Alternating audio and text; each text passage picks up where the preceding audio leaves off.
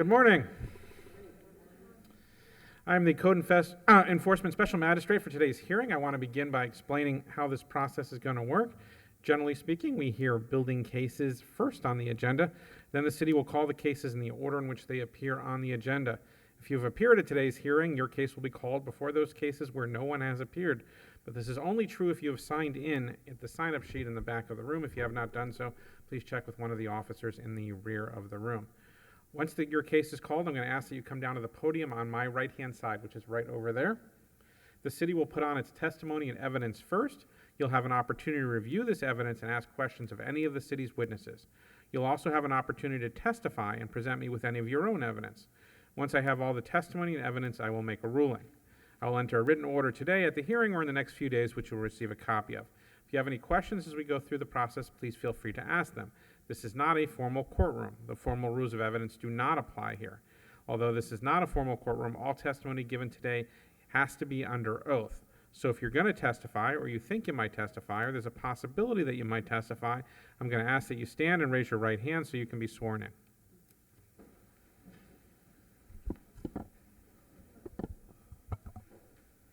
Do you swear or affirm the testimony you're about to give will be truthful and accurate under penalty of perjury under the laws of the state of Florida? Please be seated.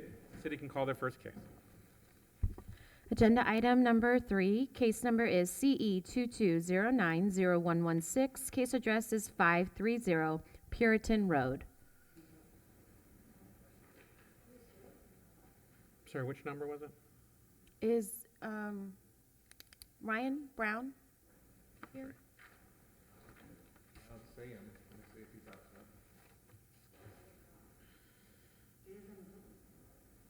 Okay.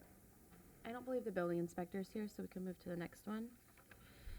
All right, let's hold on. We're going to hold on that one. We'll come back to you in just a minute, okay? I'm The sorry, building sir. inspector's not here right now, just give him a minute. All right. Let's, Okay, moving to agenda item number 14. Case number is CE 23121186. Case address is 502 49th Street.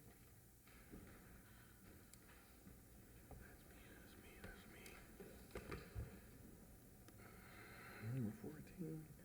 City of West Palm Beach Code Officer Robert Watkins. This property was cited December the 7th. Certified mail was sent December the 11th. City Hall property was posted December the 11th. This property was cited for parking requirements, unpaved parking, failure to secure a building permit for pavers in the driveway, obstruction of right-of-way, which were the hedges that were overgrown onto the sidewalk, outdoor storage, and trash can in public view. As of yesterday, the only violations that come into compliance were the parking requirements, the obstruction of the right-of-way, the hedges that were cut. Remaining violations were the outdoor storage, trash can in public view, and the permit for the paver driveway. With that, the city is requesting an additional 60 days to gain compliance and or $100 per day after.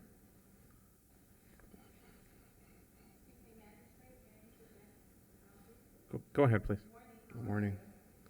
For the record, Anthony Treasurer, Assistant City Attorney for the City of West Palm Beach. Just to flesh out, was there first class regular mail sent? Yes. Provide date for the record, please?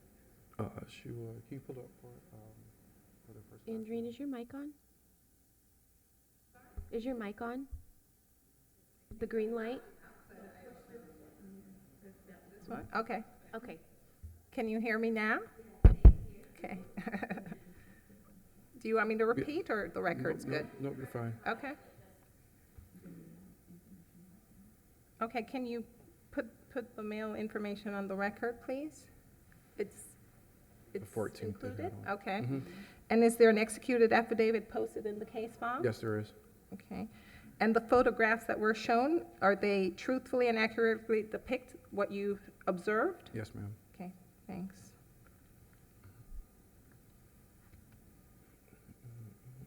And the notice of violation was also posted on the property Yes, it was. on around that date? Yes, it was actually posted on the 11th of Okay. December. Thank you. That's it from me at this time. Can you go through the pictures a little bit and describe to me what the violations are? Yeah, this case originated from a complaint from the adjacent neighbor to the property. In there, the complaint was that the garbage can, the smell by it being in the front, it should have been out of public view, which you could see it on the sidewalk. And the trash, which is usually by the fence there, right here, what you're seeing is a paved driveway, which in the city record, when I put it up, had no permit. As of recent computer, when they did the updates, that there was no permit for the pavers that were there. And there's other pictures you could go there that's related to outdoor storage, the boxes and things that you could see. The second picture there's more trash cans and things outside. That one is where the compliance of the hedges were cut on both sides of the property. So as of now, the outstanding issues are the trash can, the outdoor storage consists of those boxes and things? Yeah, there was quite a few, but most of them been removed. There's other folders on there that has the other images showing when the vehicles and all were, the vehicles in the trailer was parked in the grass just to the west side of the driveway. But all those things have been, I haven't seen the vehicle there. And like I said, the only thing that remains is the permit for the pavers and the garbage can placement. Okay, so just the two, 105.1 and 7434A1H? Yes, sir. Well, the remaining ones are the 9471-C, the 7434A-1-H for the trash can, and the 105.1, the 94-482A, and the 78-1 have been complied. So they removed some of the outdoor storage, but not all of it? Yeah, the majority of the stuff that was outside the first time is gone. The only thing left is what you can see sitting on top of the, I guess, in the carport area. Okay. Ma'am, can you tell me your name, please? Tatiana Mikolenko, 502 49th Street. And ma'am, you're the owner of the property? Yes. So tell me what's going on. Well, one, I'd like to know what neighbor reported me. The neighbor that's right to the west of you, And their next name? door. I don't recall it at this time. I actually sent an email to my supervisor or something like that. I don't recall his full name at the moment. But yeah, he could Which play right neighbor? next door. Just to the one, all right, so this is the same neighbor when you called me over that he was building in his backyard, that neighbor, the one that's just to the west Mr. of you. Harris? The, used to be a principal, I think that would be, Yeah. yep. So Mr. Harris actually talked to Chief Adderley. He never reported me, just so you know, that was a lie, that from Well- Robert Watkins. And I'm having that investigated at the moment. So the day he actually fined me about trash cans was trash day. And yes, the trash cans were out and you could see them on trash day, just so you know that. The driveway he's talking about was done in 2005 after Hurricane Wilma knocked a tree over and cracked the driveway up and rooted up the whole driveway, and that was done 18, 19 years ago.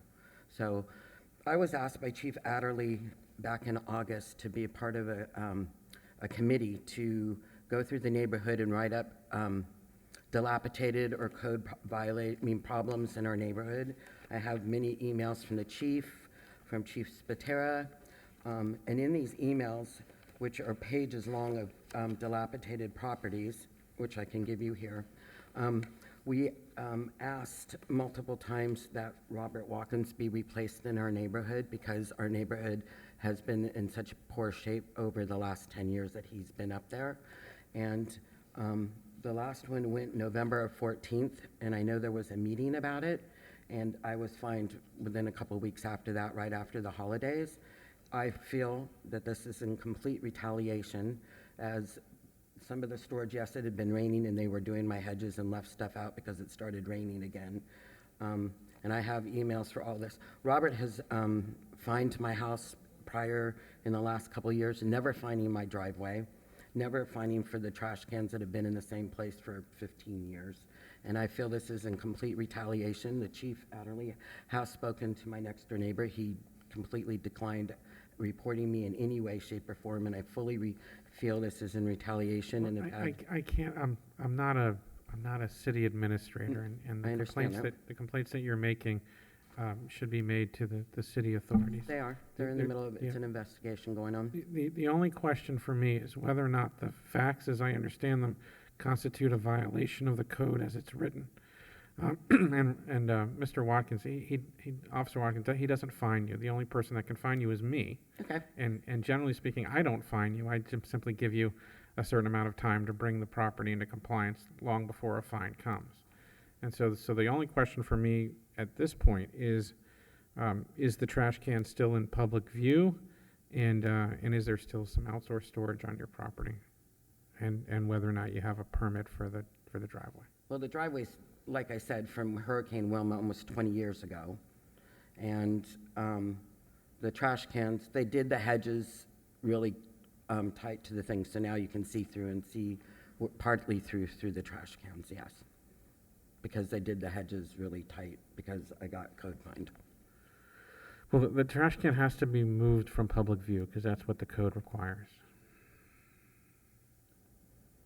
Well, you really have to kind of look for them to see them. They're behind hedges.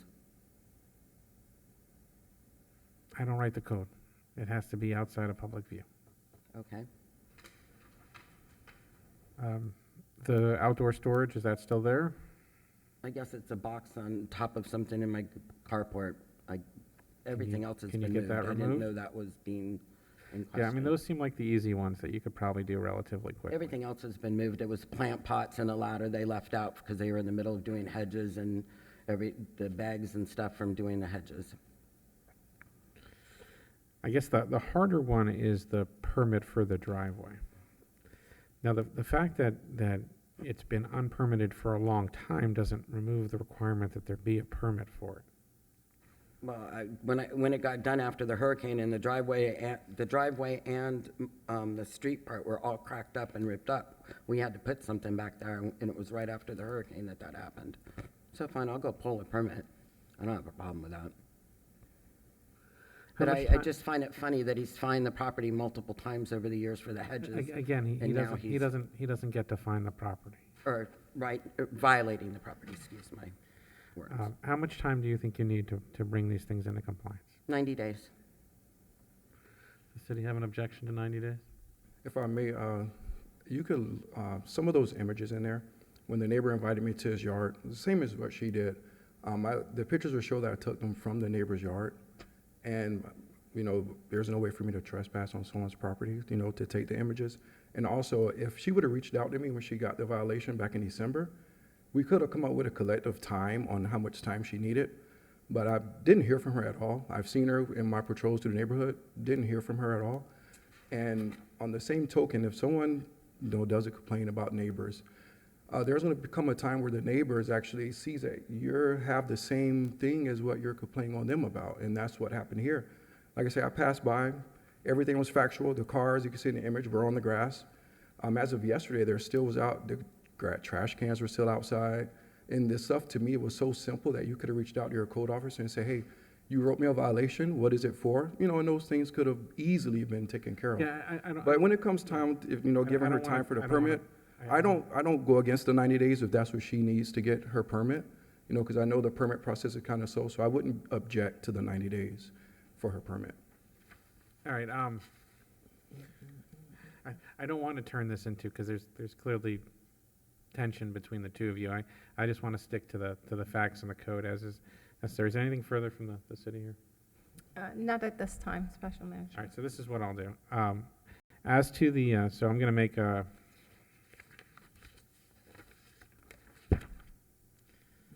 all right, so this is case CE 23121186. I'll make the following findings of fact and law. I find notice is sufficient. I find violations of 105.1, failure to obtain a building permit, 9471C, outdoor storage, and 7434A1H, a trash can in public view. As to 9471C and 7434A1H, I'll give the respondent 60 days to bring those into compliance, or a fine of up to $50 per day may issue. As to 105.1, I'll give the respondent 90 days to bring that into compliance, or a fine of up to $150 per day may issue. Good luck. Okay, great, thank you. Okay, moving back to agenda item number 3, case number CE 22090116. Case address is 530 Puritan Road. I apologize for my absence. I will need to be sworn in. Were you sworn in? No, I was not. Do you swear or affirm the testimony you're about to give will be truthful and accurate under penalty of perjury under the laws of the state of Florida? I do. Go ahead, sir. Excuse me. My name is Ryan Brown. I'm Chief Plumbing Inspector, City of West Palm Beach. Code case number CE 2209-0116. The address where the violation is at 530 Puritan. The violation that I observed is an enclosed patio, a gazebo, and a rear structure without permits or inspections. The violation was issued and a work order was posted on the job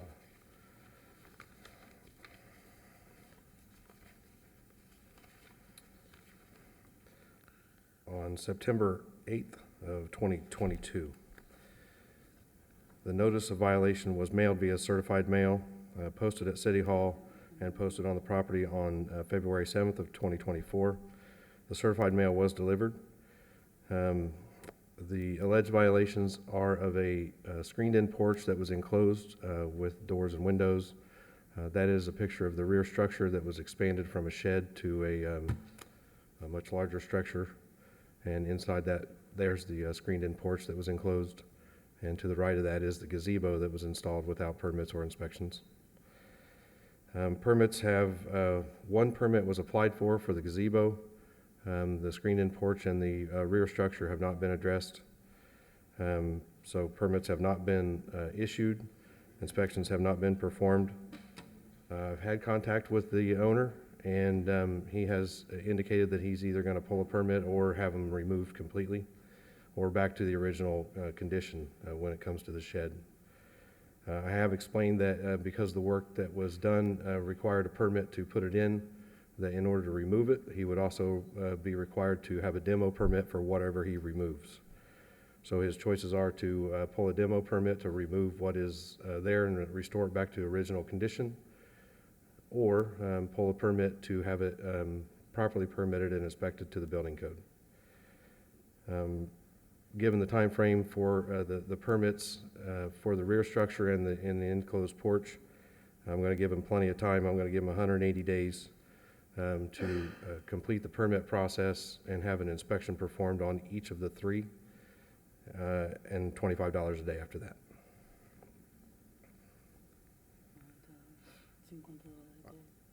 I'm going to add that I have had several emails back and forth explaining the extent of all three separate structures within the single violation. Briefly, just to authenticate the photographs, are the photographs true and accurately depict what you observed when you went out there? Yes, they do. Okay. And did you take the photographs yourself? No, these are pictures taken from a previous inspector who no longer is employed with the city, but I have reviewed the photos to extent. I had direct knowledge of when this case was originated. I have fully reviewed those pictures, visited the site myself, reviewed the evidence, a couple of site visits to make sure that this is, and I'm fully And aware. they accurately depict your observation? Absolutely. Okay, thank you. Anything further? I'm sorry. Anything further from the city? No, Special Magistrate. Hi, can you tell me your names, please? My name is Victor Garcia. Can you speak into the mic, sir? My name is Victor Garcia. And who do you have you with, Mr. Garcia? I'm Virginia Palmer, just helping with the translation. Do you speak English, sir? No, A little bit. a little bit. Okay. Why don't you tell me what's going on here? Puedes decirlo en español y yo, o sea, quiere que sepan del caso. Ok. El caso que está eso es una violación que yo cometí. Yo aprendí que no tengo que hacerlo. En el momento que a mí me llegó la violación que me pegaron en la puerta, yo inmediatamente vine al City, pagué mi multa que tenía que pagar, que me la multiplicaron por 4 veces en el mismo, inmediatamente. Why don't you stop there so she can translate? Once he got the notification at the door for the violation, he comes to the city, pay for the violation fee, and start the process to hire a contractor to see about the plans and see if we can make pull a permit for it. Does he understand what currently is not permitted? The extension of the gazebo.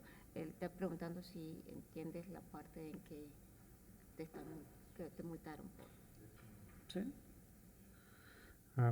The city wants to give you 180 days to obtain the permits. Is that a sufficient amount of time for you? Si los 180 días son suficientes para lo del permiso. Sí, pero yo no voy a seguir. He did apply for the permit, and yes, 180 days is enough. My understanding, and I'll refer back to the inspector, is that there were 3 issues that needed to be permitted. One was the gazebo, one was the outdoor structure, and one was the enclosed patio. Is that correct? That is correct. And as of now, one of them has been permitted, which is the gazebo. or- The oh, wait. gazebo was applied for, permit's not issued yet. Yeah, so the gazebo has been applied for, but there's 2 more permits that need to be applied for, one for the outdoor structure and one for the porch or patio. Yeah, can you move the picture to the enclosed? The close, Go back to the picture of the enclosed patio. Yeah, please. Keep going. ¿Cuándo agarraste la propiedad tú? hace 2 años. There. Sí. When he So- acquired the property 2 years ago, that part of the structure is in the survey. Okay, but when you look at the property appraiser, they still have it classified as an open patio, as a screened-in porch. And so somewhere between, in the timeline, 2014 and now, that has been closed in. There are pictures that are from the street, through even Google Street View, that you can see that it was an open patio, not even screened in, and then now has been fully enclosed as occupiable space. That part, Yes. Mhm. can you show me the picture? Because when Yeah. he got the property and surveyed, it Okay. is within the But survey. like I said in the previous case, just because he bought it in 2021, if it was enclosed before that without a permit, then he's acquired the problem. Unfortunately, that's how it works. Whoever did it before him didn't have a permit to do it, and that's part of the evidence of the case. It's unfortunate that he's acquired the problem, but it was never permitted and enclosed. Even the property appraiser still has that as unconditioned space, outdoor. Didn't see anything in the property appraisal that says that that was open.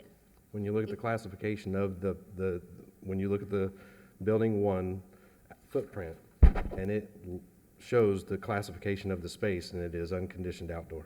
Ok, lo que te están diciendo es que esa parte de la propiedad, aunque la hayas comprado en el 2021, está clasificada dentro del property appraisal como open space, como abierto. ¿Cuál?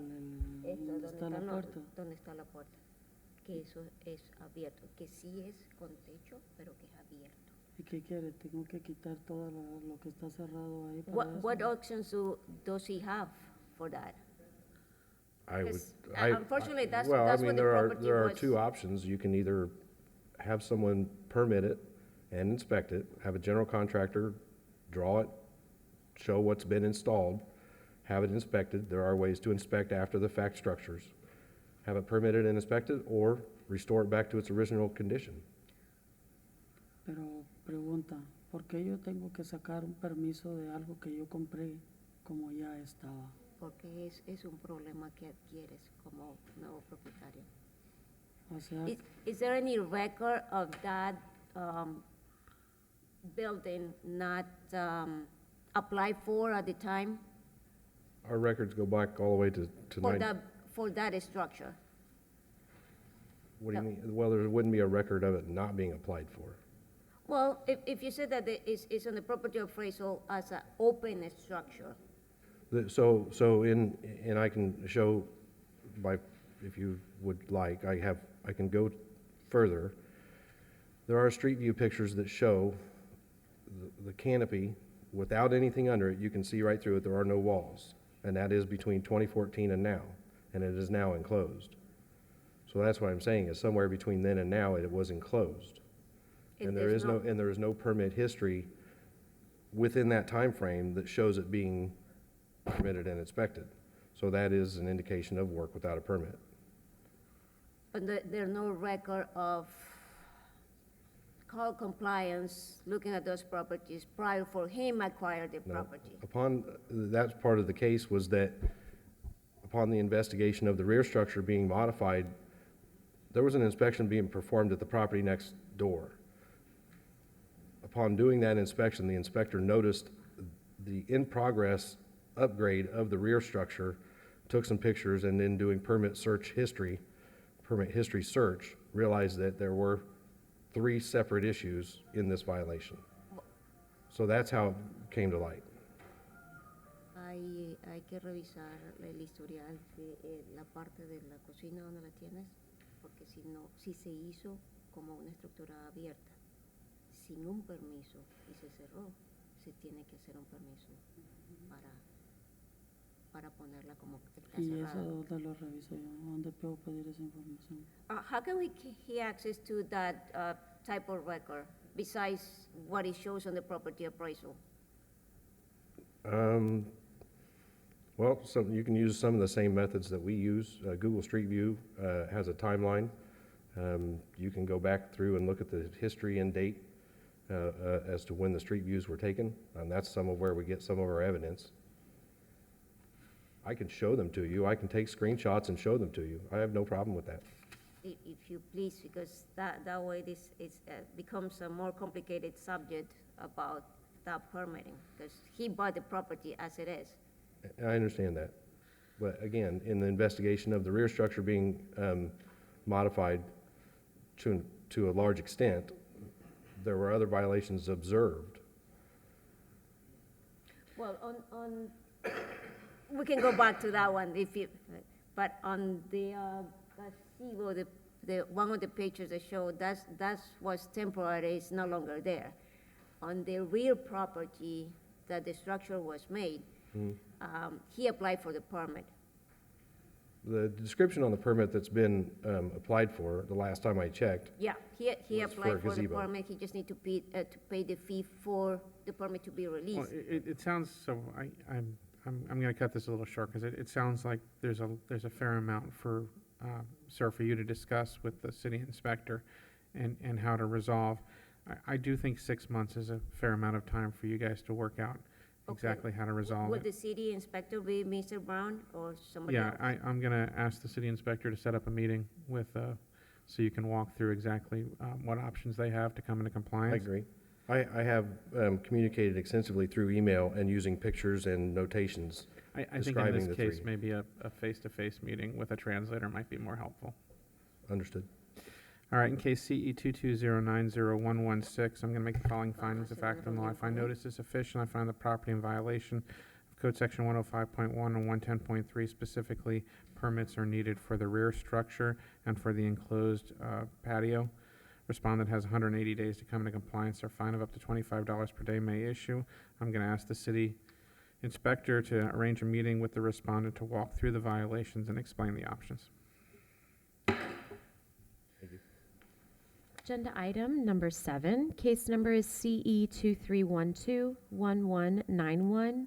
Case address is 4108 Greenwood Avenue.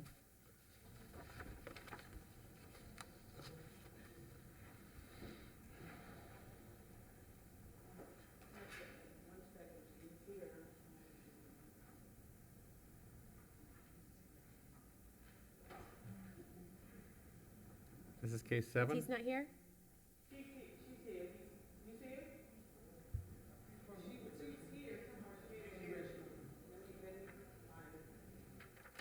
Okay. Do you want to move to the next one? I do. Okay.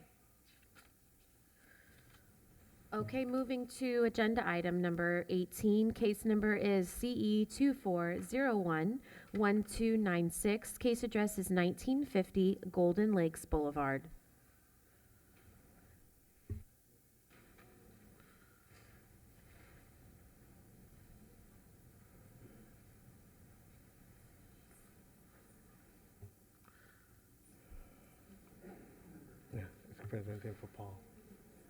Go ahead, sir. Good morning. Jay Francis, City of West Palm Beach Code Compliance. I'm presenting for Code Officer Paul McFarland.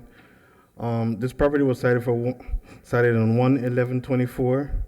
Certified mail and regular mail was sent on 1/17/24. Certified mail was returned on 2/14/24. Both the property and City Hall were posted on 2/9/24. Code Officer McFarland has been in contact with the property owner. The property was cited for a prohibited sign and to acquire a tree alteration permit. As of this morning, the property has not come into compliance. Therefore, the city is requesting an additional 90 days for the property to be returned to the original landscape or obtain permits. If they do not come into compliance, then the city is asking for $100 a day until compliance is achieved.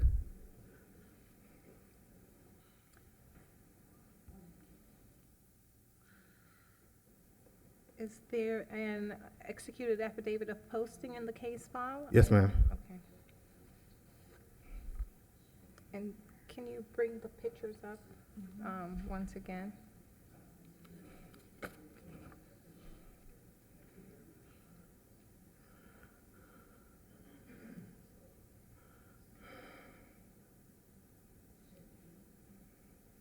And I'm sorry, you may have said it, but could you just briefly, unless the special magistrate heard the violations? Is again? it the prohibited sign? It looks nice, but it's not prohibited. Or I'm sorry, I can't hear. the prohibited sign. The if you go back to the pictures, yes, the Eco Mint car wash sign. That's in the landscape. Yeah, I just want to see it as it reflects in the picture, if you don't mind. Yes. Okay. Is it both the signs, both the landscaping and And that feather sign as well. And he cited the owner to get a tree alteration permit as well. Yeah, what is the tree issue? So based on what we see there, the landscape right there for the sign was not natural. Vegetation was removed to create that nice sign. Oh, they removed trees, is what you're saying. Didn't remove. So the landscape was altered, I'm sorry, to create the sign.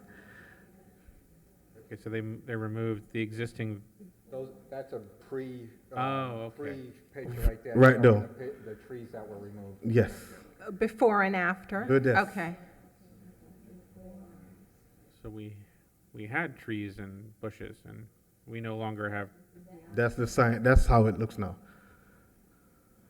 oh, created a small mound here, huh? All right, I'm sorry, is there anything further from the city? No, nothing further. All right, sir, can you tell me your name? Good morning, I'm Alan Barber with Mint Eco. I'm sorry, Vice Alan President of- Barber? Alan Barber. Barber. I'm the, And what is your position with, I'm the Vice President of Construction for Mint Eco. and are they leasing the property from Golden Lakes Opco LLC, is that it? Mm. All right, so tell me what's going on with your vegetation Okay, slash so landscape. just for clarity, the 5 or 4 trees that are missing were gone when we bought the property, number one. We have the photos to support that. No big deal. We have no problem putting the trees back. And also, we spoke to Mr. Soul, I believe his name is, and Mr. McFarland, and we've had multiple emails. So we've already done the drawings for the signage. We did the evaluation, and the landscape is bigger than it allowed.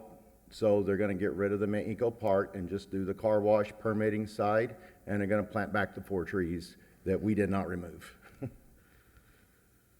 Okay, And that other sign, I didn't see that on any list. That was just on that picture. The one little, The feather flappy sign? little sign there, yeah. I think that was like a 2 or 3 day banner sign. And they that- removed it. A supply they put up, yeah. That's what. That was gone, that's already gone. Yes. Mr. Barber, is 90 days a sufficient amount of time for you to resolve these two issues with the Alteration and the, Well, as far sign? as the putting back the trees, I spoke to him, I believe we can put back the trees, no problem, right? We just put the 4 trees that were, as long as they're per the plan.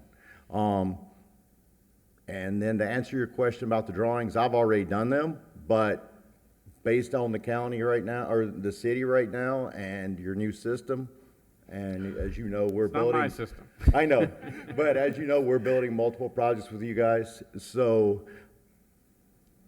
we can have our part done, but I would not guess whether the city could get the plans reviewed and approved in 90 days or not. That's not us. We want to go with 120? Okay. My manager's that's requesting that I have him go through planning to work out the issue with the trees, planning and zoning. We're just gonna put back the tree, the same type, because we have the landscape plans that were there, so we know exactly what you had approved before. Okay. And in Doesn't- fact, doesn't our seem- architect, our landscape architect is the same one that designed the site. All right. Special Magistrate, and you may know this and I don't, can we get on the record specifically what we're doing as it pertains with planning and working out a timeframe? Well, What's the I'll process? just give him the contact to planning and zoning, so he can speak with them directly about the issue. He says the landscape person has the specific tree. I just want him to be sure that. And his concern, as my understanding, is the timeframe. time Would that frame. be, So, would 90 days be The trees. sufficient? No, just for everything Only in for the- general. Only is for the new timeframe. permit sign. Yes. It seems to me that, well, there's 2 issues, right? One is the landscaping and one is the sign. The landscaping seems relatively easy to Easy. resolve, if I It's- understand it's- Mr. Barber correctly. It's a permit issue. I think he has a problem with his time frame. Yeah, yeah, so the trees he can just put back, and he doesn't need approval to do that since it's restoring it to the original approved landscape design. The question of the sign, however, that's certainly gonna need permitting. Yes. So he's worried about concerned how that long he the won't city be will able to take. do that in 90 days. Yes. What's the city's thought on that? Yeah, I have my drawings done already, unless I can give them to you.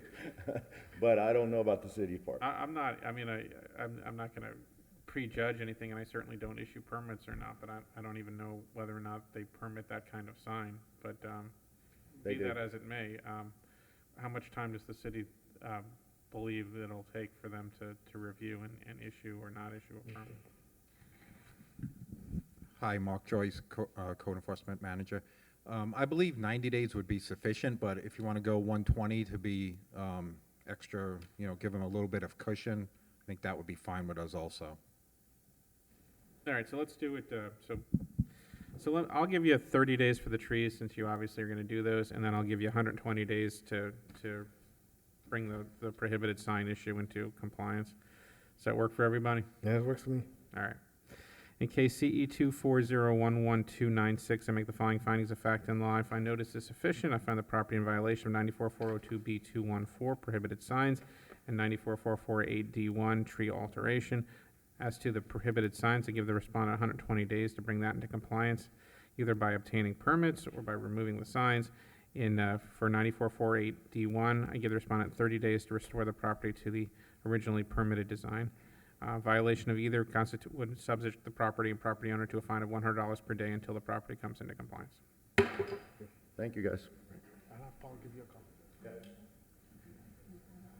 Agenda item number 7, case number is CE 23121191. Case address is 4108 Greenwood Avenue.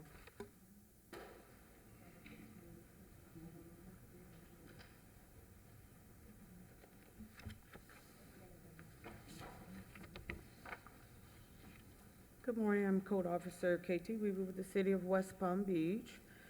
The property at 4108 Greenwood Avenue was cited on January the 2nd of 2024. The notice of violation was posted at the property and City Hall on January the 5th of 24. Certified mail was sent to the mailing address listed on PAPA, but was returned. The property was cited for 94-302-A-3, being a fence permit, and 105.1, which is failure to secure a building permit for windows and the door placement. This was discovered while I was riding through my zone.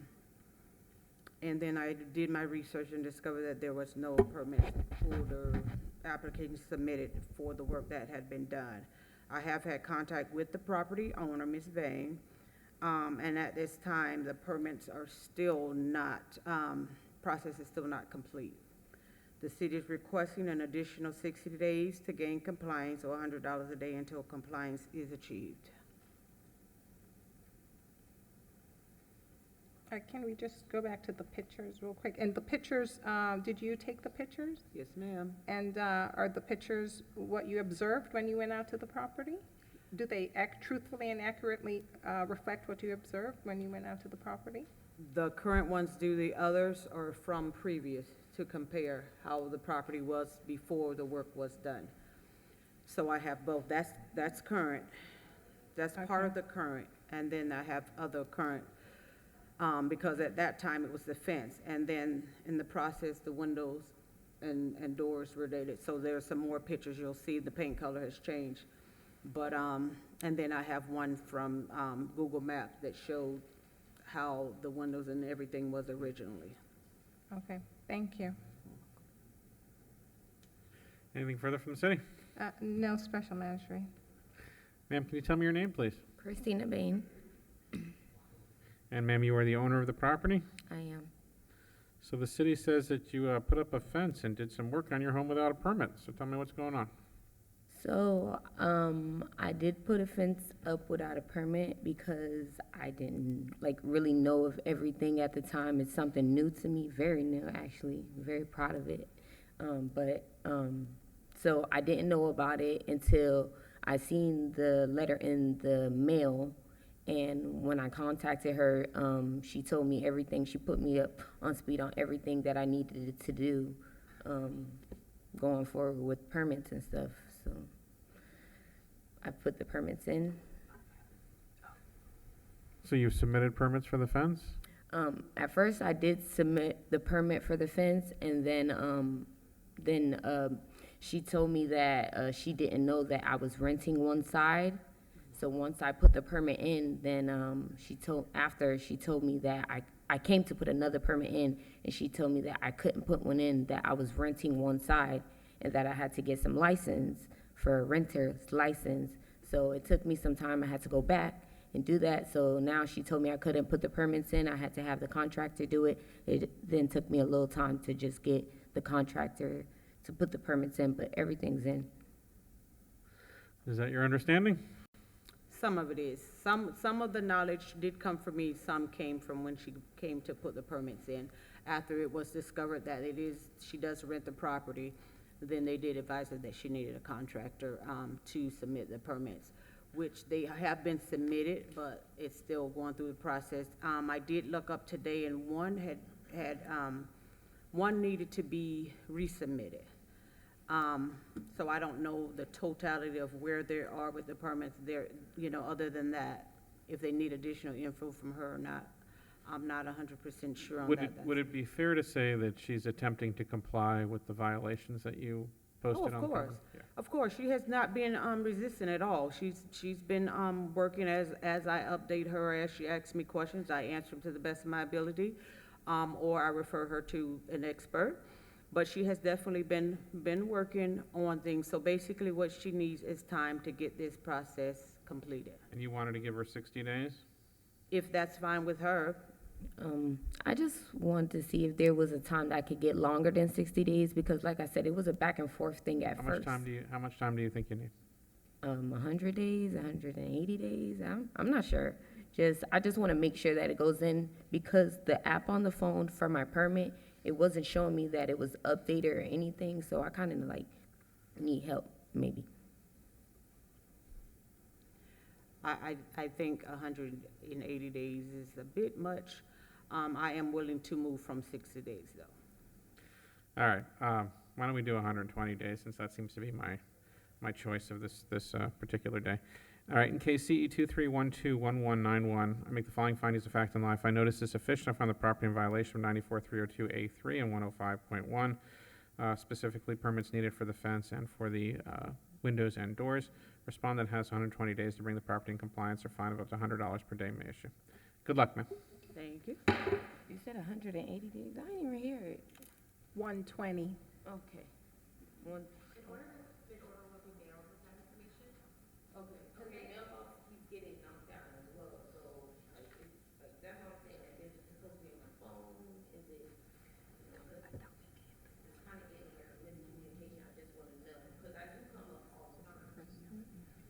It's no, the order will come through via US mail to 4108 Greenwood. That's the address on the property appraiser's website. Uh-huh. Moving to agenda item number 5, case number is CE 23121230. Case address is 300 Clematis Street.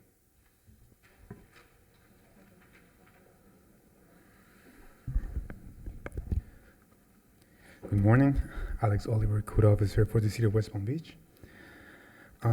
This property was cited on December 22nd, 2023. Certified mail was sent on December 22nd, 2023.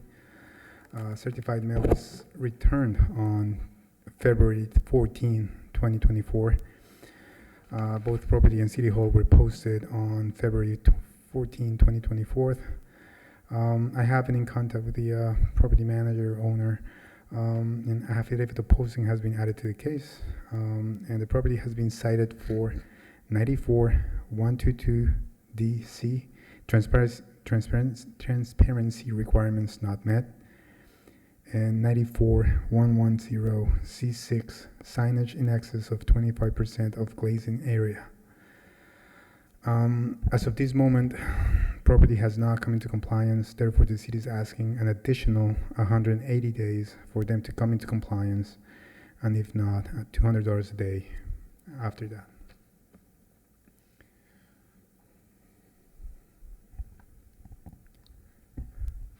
Nothing from the city at this time, Special Magistrate. Officer Oliver, can you explain the violations to me? What specifically is going on here that the city thinks is a violation?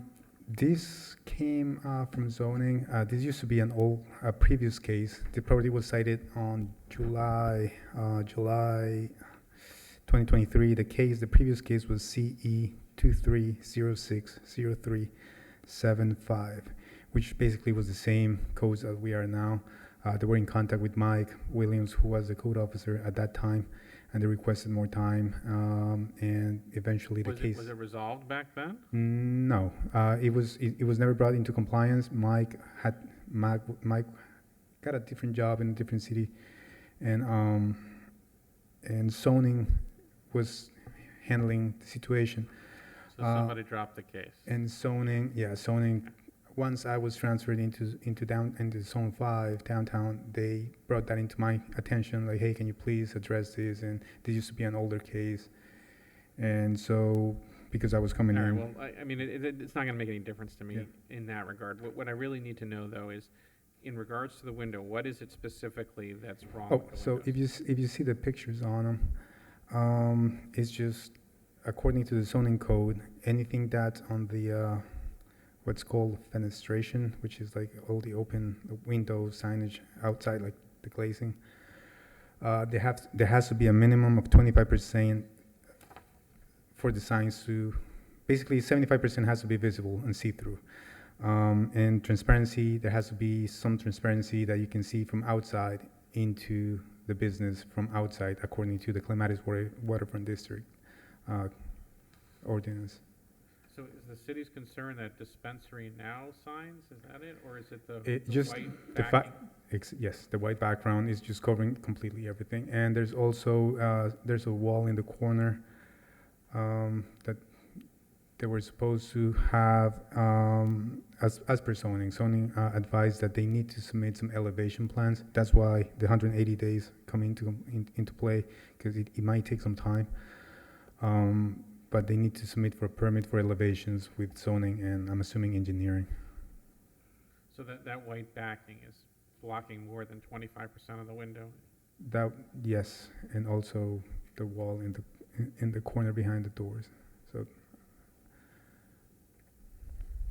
yeah, there's a wall between those two doors. I don't know if you can see the bottom of where the carpet is. Oh, right, no, above. Right here. Yeah, at above, there's Go a down. little, yeah. Go down. The other, yeah, that one. at the bottom of the door, there's like a carpet. You can see the wall right there next to it. It's just the reflection doesn't let it see it. That wall is blocking, yeah. So I think they're here- supposed to put in plans for that wall, as I was told. Okay. Anything further from the city? No. Sir, are you here on behalf of the respondent? Thank you, yes. If I may, since July of last year, Sir, can you start with your name, please? I'm sorry, Can you start with your name? oh, I'm sorry, Robert Sanders, 2600 North Flagler Drive, West Palm Beach.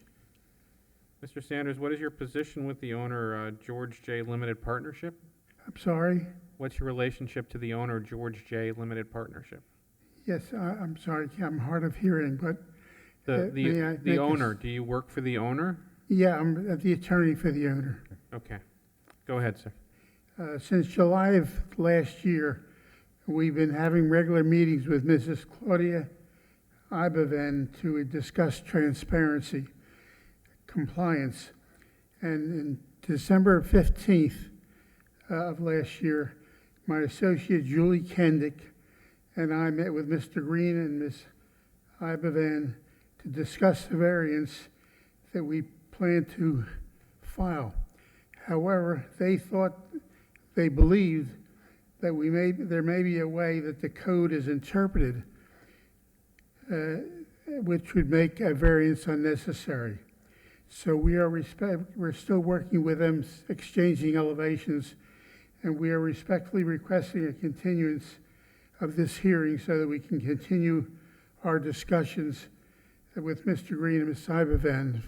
We need about 30 to 45 days, or 60 at the most. My understanding, Special Magistrate, is that the city does not generally recommend continuances. However, I think that is why we're recommending the 60 days. 180. 6 months, 180 days for compliance, that the issues which we are aware will be worked out. I'm sorry.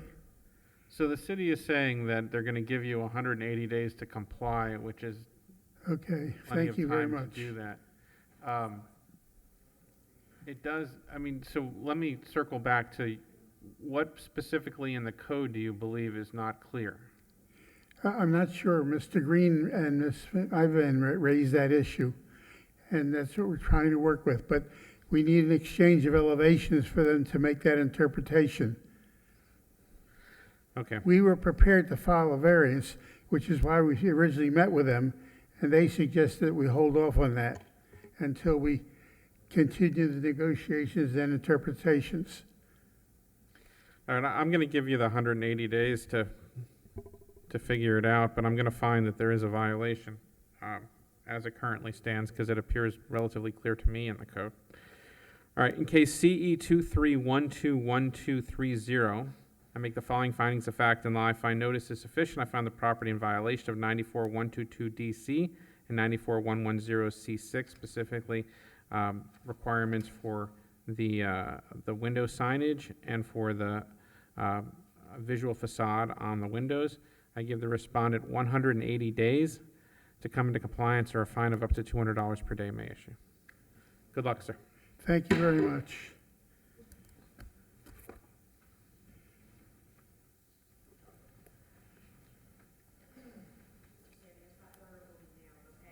I'm sorry.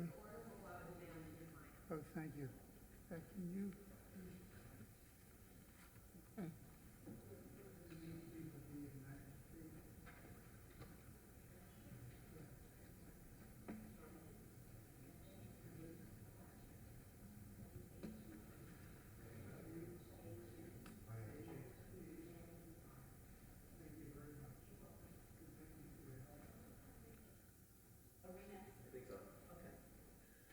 Agenda item number 20, case number is CE 2401-1278. Case address is 1000 Hanson Street.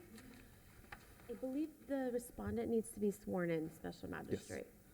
I'm not sure if they were present. Ma'am, were you here when we swore everybody in? I was not Would you raise your right hand? sure. This is yours, sir? I believe. No, That, okay. thank you.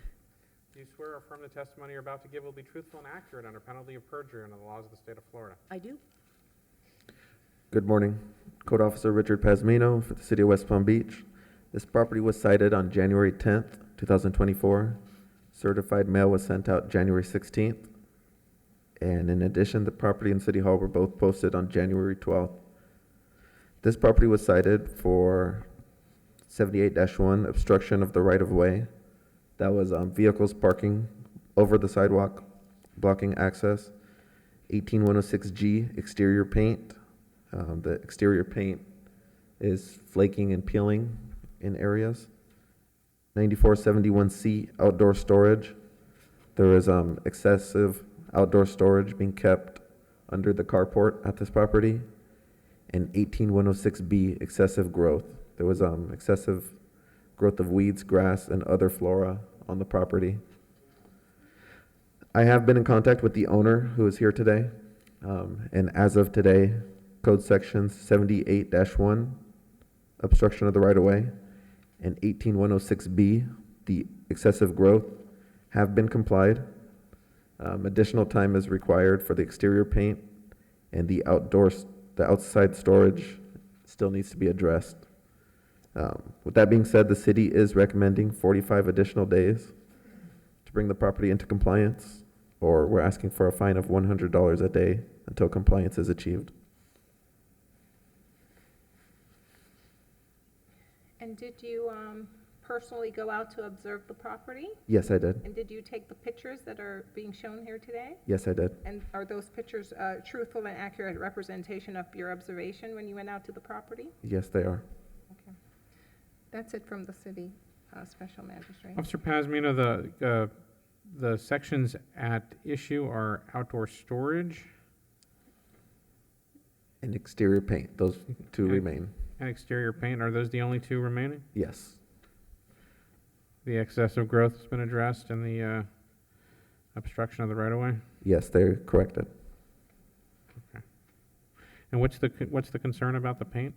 If you look in the photos, near the roof on the side, there's peeling, flaking paint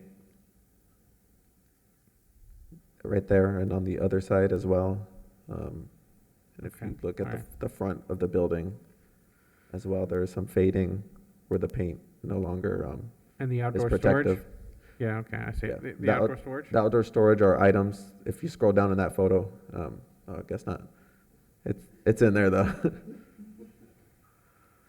There's items being kept under the carport that are, can be ruined with the weather and being stored outdoors. Cardboard boxes, some storage containers.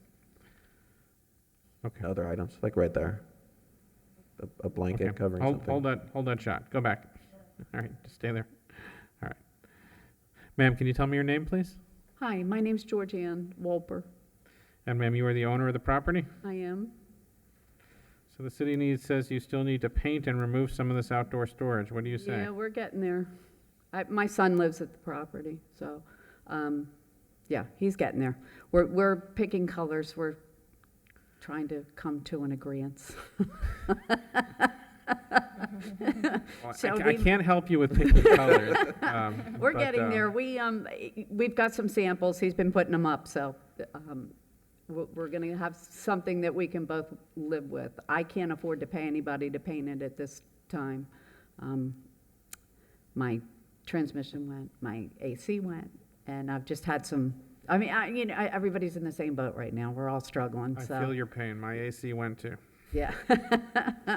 So the city wants to give you 45 days. Is that enough time for you? Can you give me like 90, just to make sure? What's the city's opinion on 90 days? I would say no opposition for 90 days for exterior paint. Yes. That outdoor storage. Yes, well, that will be addressed. That I will definitely address. What if we say 45 days for the outdoor storage and 90 days for the paint? Does that work Perfect. for everybody? Yes. All right. Thank you.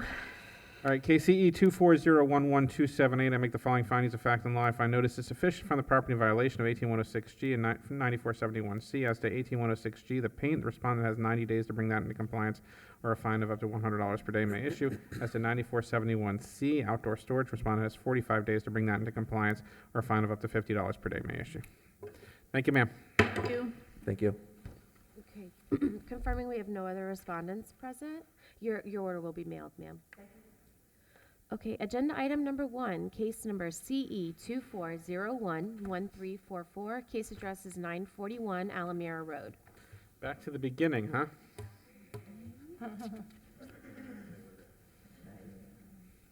Welcome back. Oh, good to be back. City of West Palm Beach Code Compliance, J. Francis. 941 Almere Road was cited on 12524. Certified mail and regular mail was sent on 12624. Both the property and City Hall was posted on 2924. The property was cited for excessive growth. As of this morning, the violation has not been complied. Therefore, due to the property owner having a back procedure, as she claimed this morning, city is requesting an additional 30 days for the property to come into compliance. If they do not come into compliance, then the city is asking for $100 a day until compliance is achieved.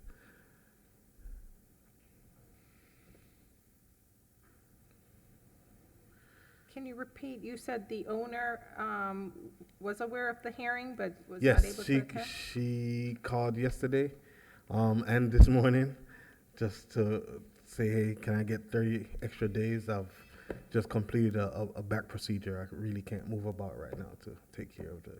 So she requested the 30 days? Yes, And it's sure in did. writing somewhere? Pardon? Did she call? Did she email? Yes, she You said? called Okay. twice, actually. Nothing further from the city special magistrate. So you said she called? Yeah, she called from the bed apparently saying, hey, I'm unable to move at this moment. Just please can I get 30 extra days to just get the property into compliance? You think this can be done in 30 days? Yes. She's trying to get a hold of a landscaper as we speak because she tried to do it herself.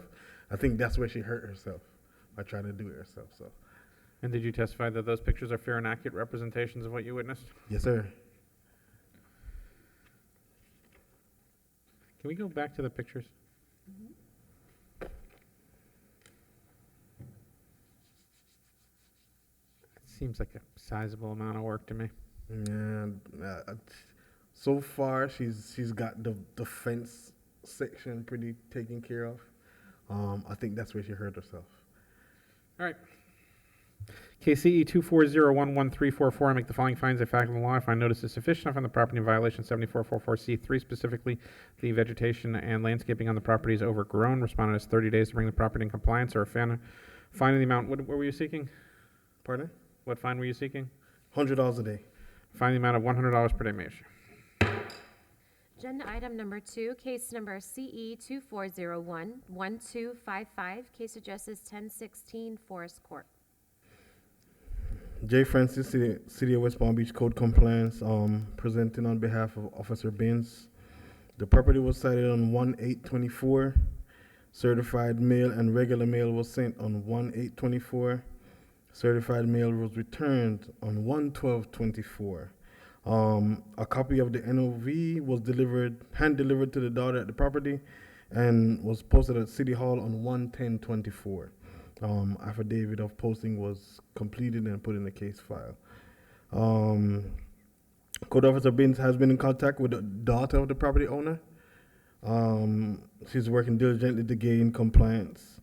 The mother and brother of the property owner, the daughter, has passed away. The property is currently vacant at the moment. The property was cited for broken windows on the east side of the property, prohibited tree, hedges obstructing the right-of-way, to paint and pressure wash the exterior, landscape maintenance, landscaping of the swale, inoperable vehicle, and trash can in public view. As of today, the prohibited tree, the hedges obstructing the right-of-way, the Swayland Parkway maintenance, and the landscape maintenance have all been complied. The broken windows on the east side of the structure, the paint and pressure wash, the exterior of the structure, and the trash can in public view are still out of compliance. Therefore, the city is requesting an additional 90 days for the property to gain compliance. If compliance is not achieved within this time frame, the city is requesting $100 a day until compliance is achieved. Yes. And did you go out and observe? Yes, I did. I was Take the there with the pictures inspection. yourself, No, or- she took the pictures. Okay, but you went out and Yes, I was observed what the present. pictures are reflecting? Yes. And are they truthful and accurately depicting what your observations are? Yes, ma'am. Okay, thank you. No, the inoperable vehicle, yes, it's been moved. I think they moved it to the street, put air in the tires, and then registered it.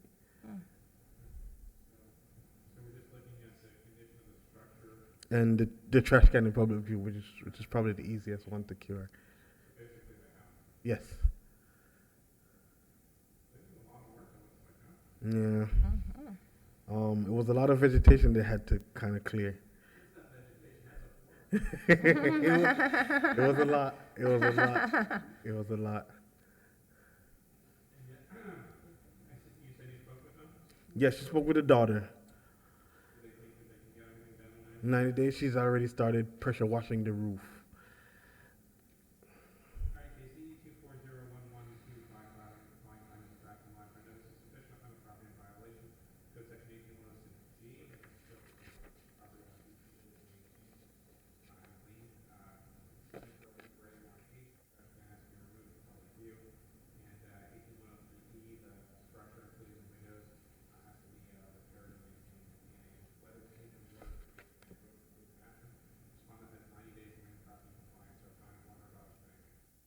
Thank you. Agenda item number 4, case number CE 2401-1280, case address is 4201 George Avenue.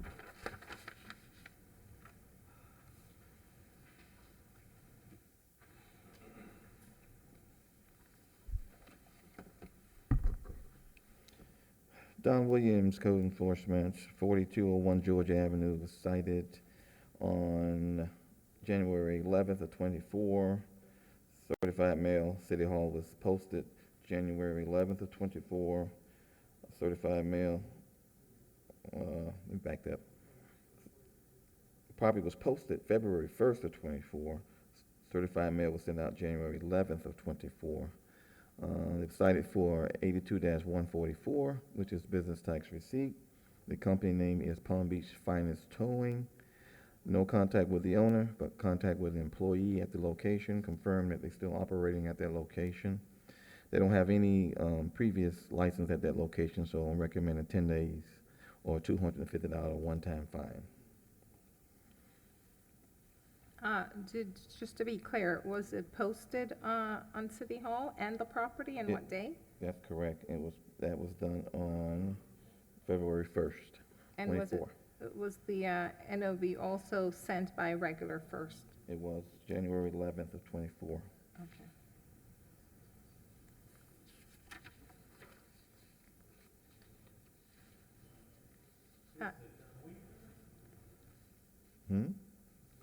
Towing company? Yes. Palm Beach Finance.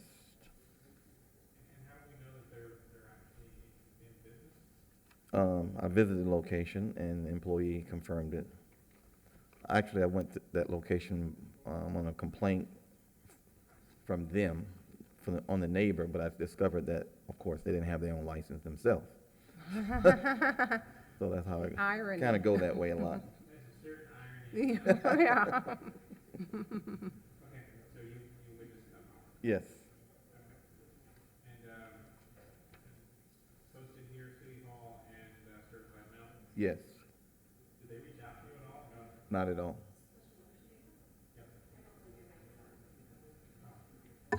Sorry. All right, in case CE 2401128, I make the following findings of fact and law. I find notice is sufficient. I find the property in violation of 82144, specifically operating a business without a business permit. Respondent is levied a one-time fine of $250. Thank you. Agenda item number 6, case number CE 2401-1314. Case address is 4510 Greenwood Avenue, and it is complied. Agenda item number 8, case number is CE 2401-1347, and there is no case address. What, Monique, I don't know. It's complied.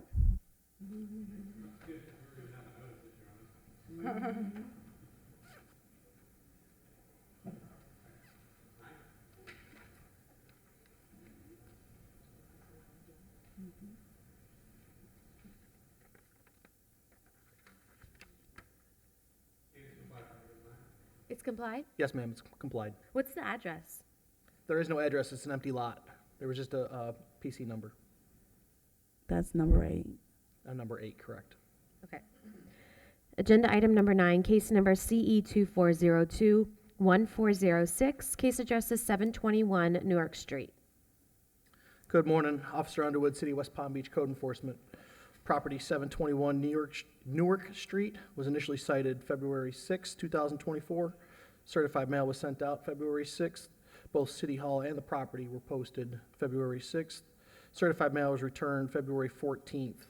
This property was cited for clean to the center of the right-of-way, number standards, clean and sanitary conditions, and excessive growth.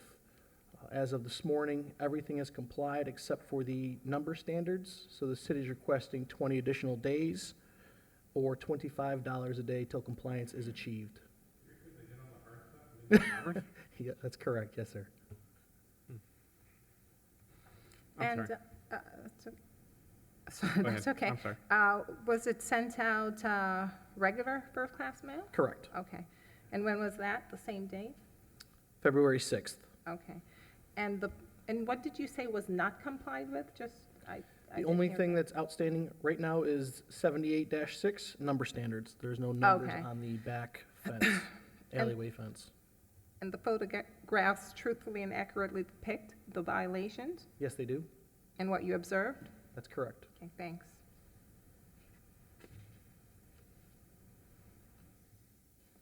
Nothing further from the city. I assume you've been communicating with them? When I initially posted the property, the owner came out and I explained the situation. He says he was gonna clean it right up right away, and, which he did. The only thing, like I said, outstanding is the number standards. So I'm assuming he's going to get it done. I All right, haven't had well, any just for contact round since number, then, though. for round number's sake, let's just say 30 days.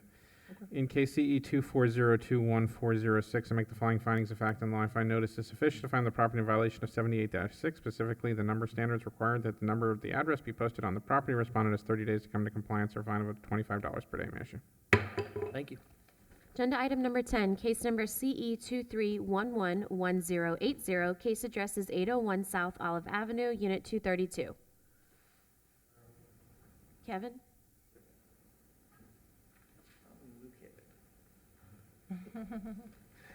John Williams on behalf of Kevin Levine.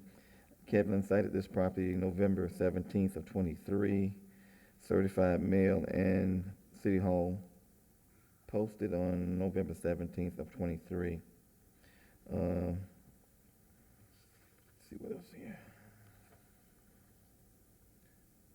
It actually complied, actually was complied, but it was complied after the compliance date, so Mr. Levine is requesting a finding of fact on this particular one. That's it.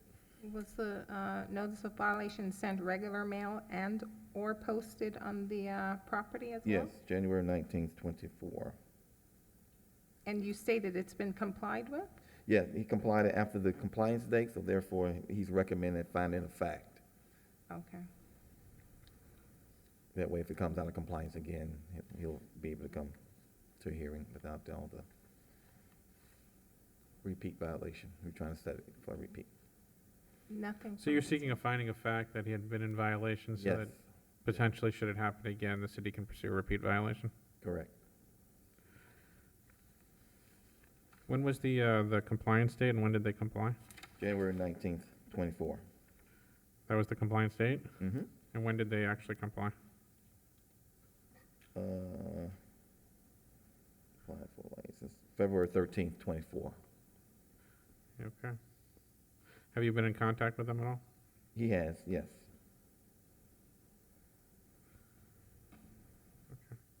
All right, in case CE 23111080, I make the following findings of fact and life. I notice sufficient to find the property in violation, having been in violation of 2232A and 22441, is now in compliance, but after the required compliance date. Agenda item number 11, case number CE 2401-1309. Case address is 711 46th Street. Don Williams on behalf of Kevin Levine. Kevin cited this property November 17th of 23. Certified first-class mail was sent out November 17th of 23. The property is actually posted by Mr. Levine January 19th of 24.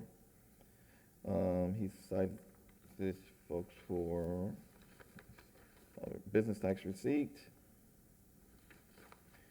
And he's requesting 30 days to comply or $200 a day thereafter that. Was it posted on City Hall as well? It was, Okay. And did you say it was sent certified and regular mail? correct. Nothing further from the city. So how do we know this what is He this, spoke Kismet? He actually, when he posted on the 19th of January, he spoke to the front desk of that location, and they did verify that it's still being rented, that unit.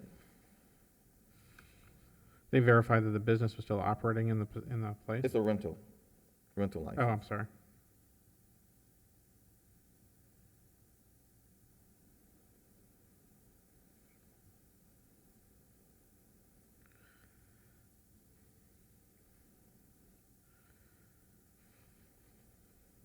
This is case 12? 13. 13, okay. So that's why I'm reading this wrong. Well, I thought we were on 11. 11, I'm sorry. It says 13. all right, because 11 says engaging in a business. Not rental, right? We're not on 13. We're on 11. We're on 711 46th Street. Okay. That's the one that was compliant. That was, no, I'm sorry. Yeah, that one, says 12 on this one. 711 46th Street has been rescheduled. Okay. Number 12. Number 12. Case number CE 2311-1086. Case address is 801 South Olive Avenue, Unit 1402. That's the one I thought I was speaking on. Okay. Okay. Let's go back to, start it again. Don Williams on behalf of Mr. Kevin Levine. He cited this property for a rental license on November 17th of 23. He actually posted the property on January 19th of 24. First class mail and certified mail was sent out November 17th of 23. It was verified as still being rented on January 19th of 24 by the front desk of that location. So his recommendation is 30 days, $200 a day thereafter. Can you explain how it was verified by the front desk that it was rental? Correct. It's still being occupied and rented, yes. The front desk just stated that, or? Correct. At that location. Okay. Yes, concierge or whoever works there.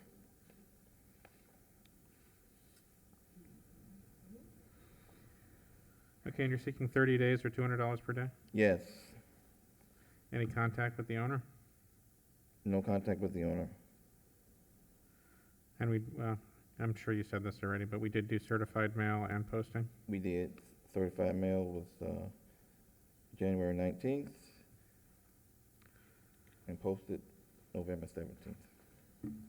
Okay, in case CE 23111086, I make the following findings of fact and life. I notice is sufficient. I found the property in violation of 2232A and 22441, specifically certificate of use and rental without a license. Respondent has 30 days to come to compliance or fine of $200 per day measure. Thank you. Agenda item number 13, case number CE 23121175. Case address 739 52nd Street. City of West Palm Beach Code Officer Robert Watkins. This property was cited December the 6th. Certified mail was sent December the 6th. City Hall and the property was posted December the 11th. This property was cited for the fence permit and excessive growth. As of yesterday, both items are still out of compliance. The city is requesting additional 30 days and/or $100 per day after.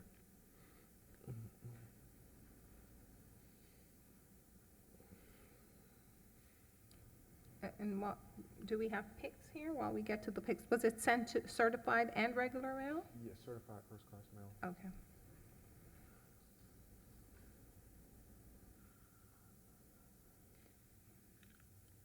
So while she's calling those up, why don't you tell us what the condition of the property is? Well, they installed 6-foot fence all around the property. There was a permit at one time. The permit has been expired as of some time now with no inspections, no anything on it. As of yesterday, and I went by, I noticed that the fence was cut down to 3 feet in the front. The posts were still at the 6-foot level, and there were still weeds that were overgrown around the property, as they are right there. That's the only thing that's left. They just have to cut the weeds down from along the fence line and follow through with the permit when it comes to getting the fence. They've also taken down the chain link that used to be up right outside of it, so there's no chain link as well now. But they still don't have a permit. Nope, still no permit. The excessive growth, is that gone? It's still there, just as it is in those pictures. There's updated ones as of yesterday's date that I have in there. But yeah, there's still excessive growth around the property. And what was the remedy you were seeking? Additional 30 days and/or $100 per day after. Any contact with the owner? No, none. Esther Forrest? No contact. All right, in case CE 23121175, I make the following findings of fact and law. If I notice is sufficient to find the property in violation of 18106B and 94302A3, specifically excessive growth around the property and a fence without a permit. Respondent has 30 days to come into compliance or fine of $100 per day measure. Agenda item number 15, case number CE 23121196. Case address is 5101 Pinewood Ave. City of West Palm Beach Code Compliance, Robert Watkins. This property was cited December the 11th. Certified mail was sent December 12th. City Hall was posted along with the property on December the 14th. This property was cited for landscape maintenance, excessive growth, safety egress for boarded windows, outdoor storage, and trash can in public view. And condition of structure of the windows, they had broken windows. As of yesterday, the only items that come into compliance were the safe egress, 18-100. The trash can had been removed, and the broken windows had been repaired. For the additional, the remaining violations are the landscape maintenance, excessive growth, and outdoor storage. The city is requesting an additional 30 days at $100 per day after. And did we send out regular mail as well? Yes. Okay, and those pictures, did you go out and observe the property? Yes. And those pictures are truthful and accurately represent what you have observed? Yes. Thank you. Any improvement at all? They took the boards down, they fixed the window and removed the trash can. When it comes to everything else outside, it's still overgrown. It still looks like that. So still excessive growth. Mm-hmm. The egress is Yeah, no they took longer the an boards issue? down, yeah. Okay, so they took the boards down. Outdoor storage? Still there's chairs and food, yeah, right there. You see the stuff still outside. Yep. Trash can in public view? No, They took did it away that. or someone took it. Landscaping, I can see clearly, still needs work. The condition of the structure? That was the window, it was repaired. Okay. So just landscaping, outdoor storage, and excessive growth? Yes, sir. And you want to give them 30 days or $100 per day? Yes, sir. You had any contact with them at all? Bless you. Excuse me. Bless you. Bless you. No, I haven't had any contact lately with them. I've had the tenant call me early January. She told me they took the boards down and fixed the windows, but it seems to be no one's living there now. Maybe they moved out. So is there a rent around the property? Yep. All right, in case CE 23121196, I make the following findings of fact and law. If I notice is sufficient, I find the property in violation of 18106B for the excessive growth in weeds and grass and other flora. The outdoor storage 9471C, and the failure to maintain their landscaping in violation of 18106M. Respondent has 30 days to come into compliance or fine of up to $100 per day, Mayor.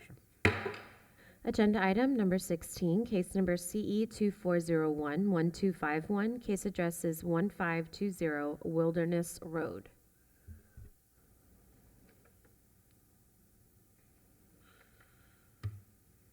You appear to be Officer McFarland today, huh? I'm putting in a shift today.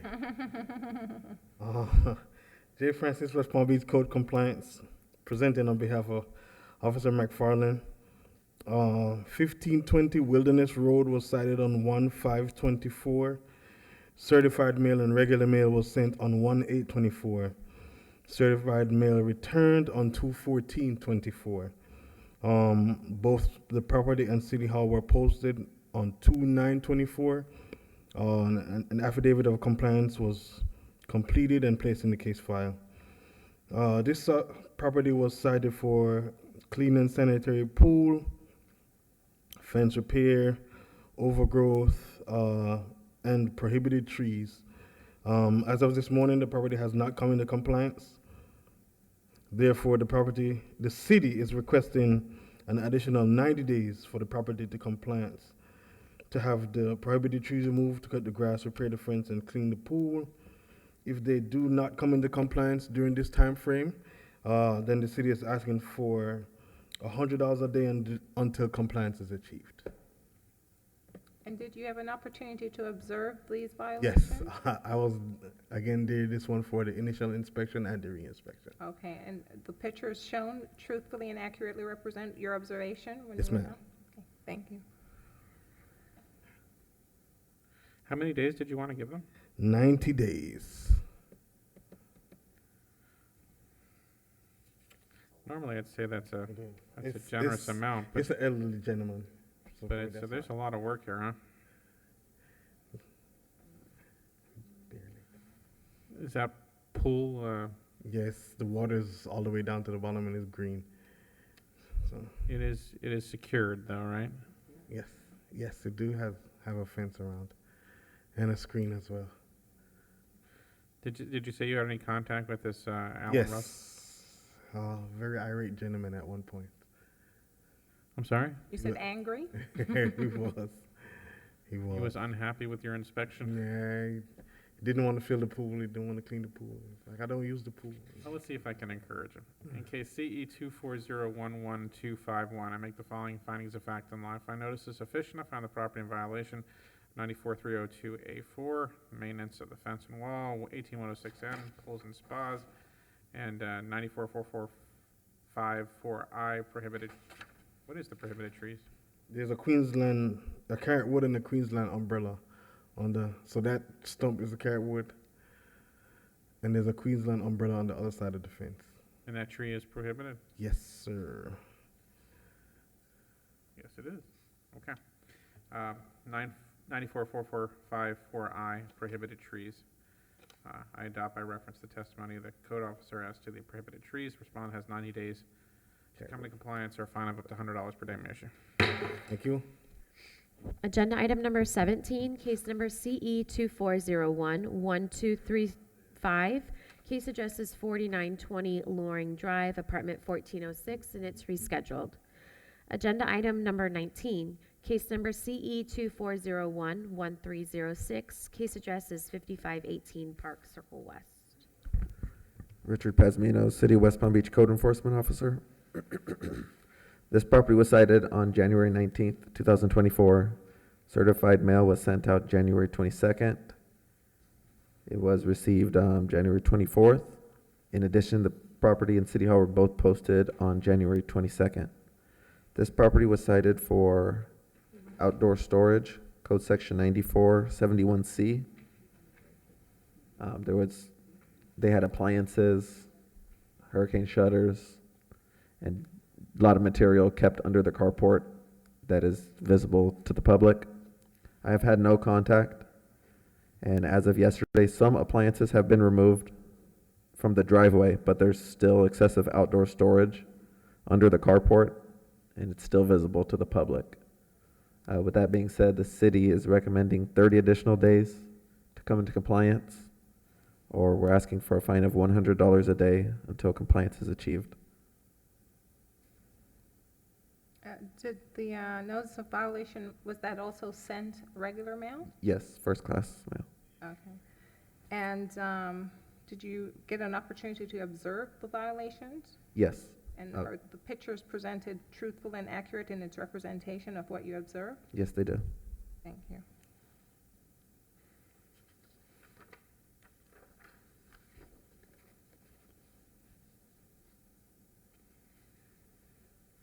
Do we have the pictures?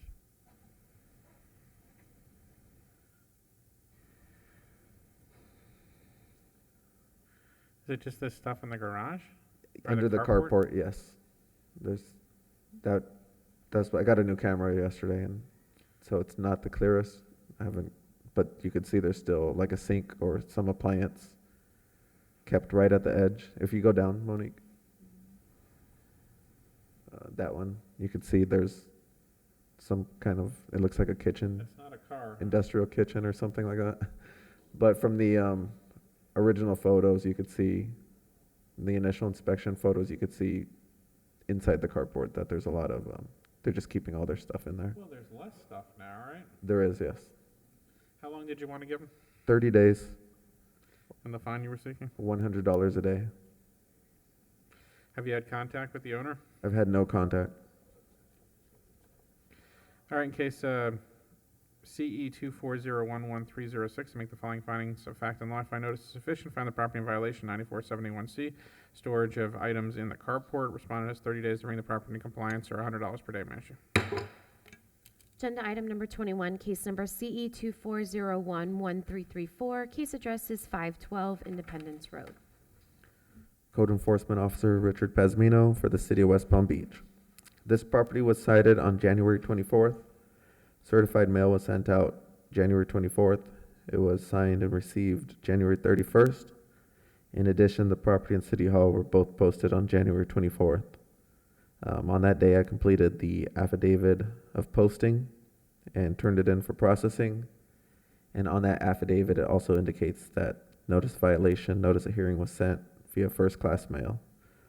This property was cited for trash cans being kept in the yard in public view, obstruction of the right-of-way, vehicles parking over and on the sidewalk, blocking access, unsanitary conditions in the yard, the dirty stained driveways, sidewalks, and walkways, landscaping requirements of the swale.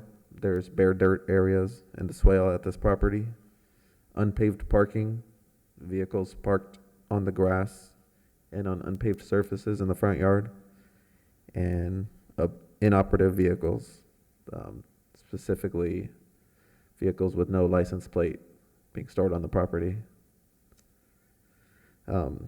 I only had contact while posting the notice of violation at the property when a guy came out, said he was the owner. I explained the violations. I've had no contact since, so that was January 24th. And as of yesterday, no additional contact. Violations 7434A1H, the trash can in public view, and 94482A, unpaved parking, have complied. The other violations remain and have been unchanged. The city's recommending 30 additional days to comply with the rest of the violations, or we're asking for a fine of $100 a day after that. So they're still obstructing the right-of-way? No. Oh, yes, they are. I'm sorry. The vehicles parking What's the over clean the and sidewalk. sanitary? The dirty and stained driveways, sidewalks, and walkways. I can see the landscaping of the swales and parkway. That clearly needs to be done. Yep. And what's the junk or abandoned vehicle? There's like a white, that one. There's no license plate. It's not legally operable. Service by certified mail and posting? Yes, And regular mail? regular mail too. Yeah. All right. I'm Sorry, I sort of jumped into your spot. That's absolutely fine. And the pictures clearly, truthfully, and accurately represent what you observed? Yes, they do. All right, in case CE 240-11334, I make the following findings of fact and law. I find that notice is good and sufficient. I find the property in violation of 78-1, which is cars blocking the sidewalk, thereby obstructing the right-of-way. 18106A, the clean and sanitary on the premise, including the driveways. Landscaping of the swales and parkways, which need to be properly landscaped and maintained. And a junk or abandoned vehicle without a proper license on the property. Respondent has 30 days to bring the property in compliance or fine of $100 per name issue. Thank you. Agenda item number 22, case number CE 2401-1298. Case address is 909 Hanson Street, and it's complied. And Special Magistrate, that concludes the regular agenda for today. Are we scheduled for 11:30 on Other matters? other matters? Yes. All right, so we will adjourn till 11:30.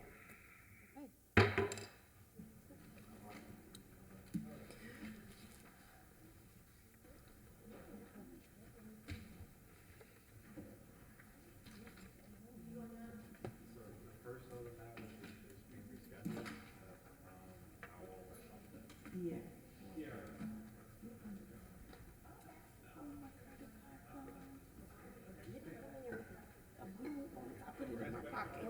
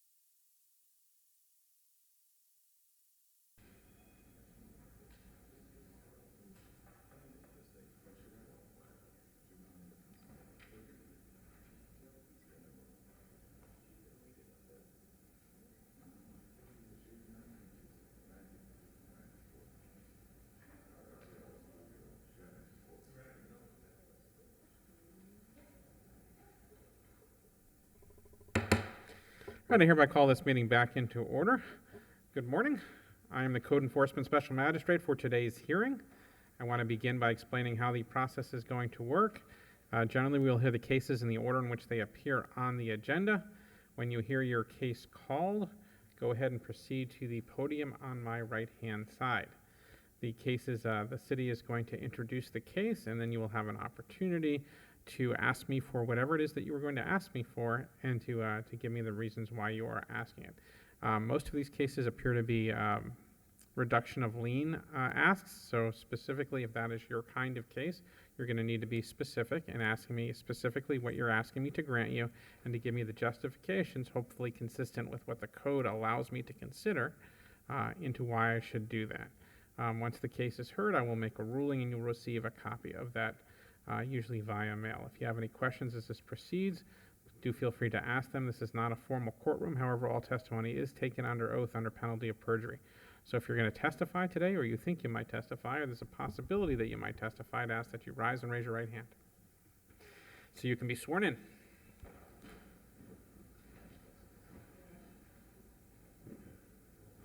Anyone that's going to testify? You swear or affirm the testimony you're about to give will be truthful and accurate under penalty of perjury or under the laws of the state of Florida? Right, please be seated. City can call the first case. Agenda item number 23, case number CE 1806-0396. Case address is 1235 Owl Point Circle. It's rescheduled. Agenda item number 24, case number is SN 24010857, and the violation address is North Flagler Drive, PCN 744343 0406 045011. Go ahead, sir. Good morning, Mark Slater, Solid Waste Compliance Officer for the City of West Palm Beach. This property was cited on 1/8/2024 at 11:28 a.m. Service was accomplished by posting the property on 1/8/24, and I have not made any contact with the owner of the property.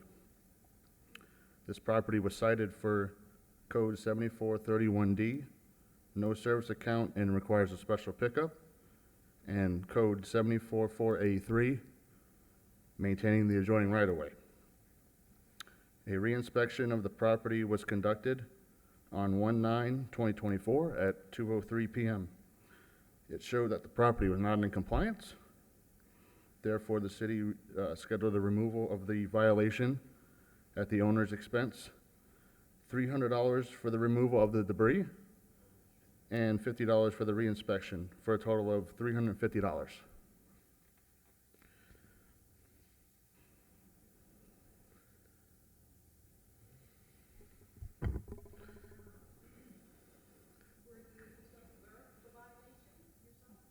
Yes.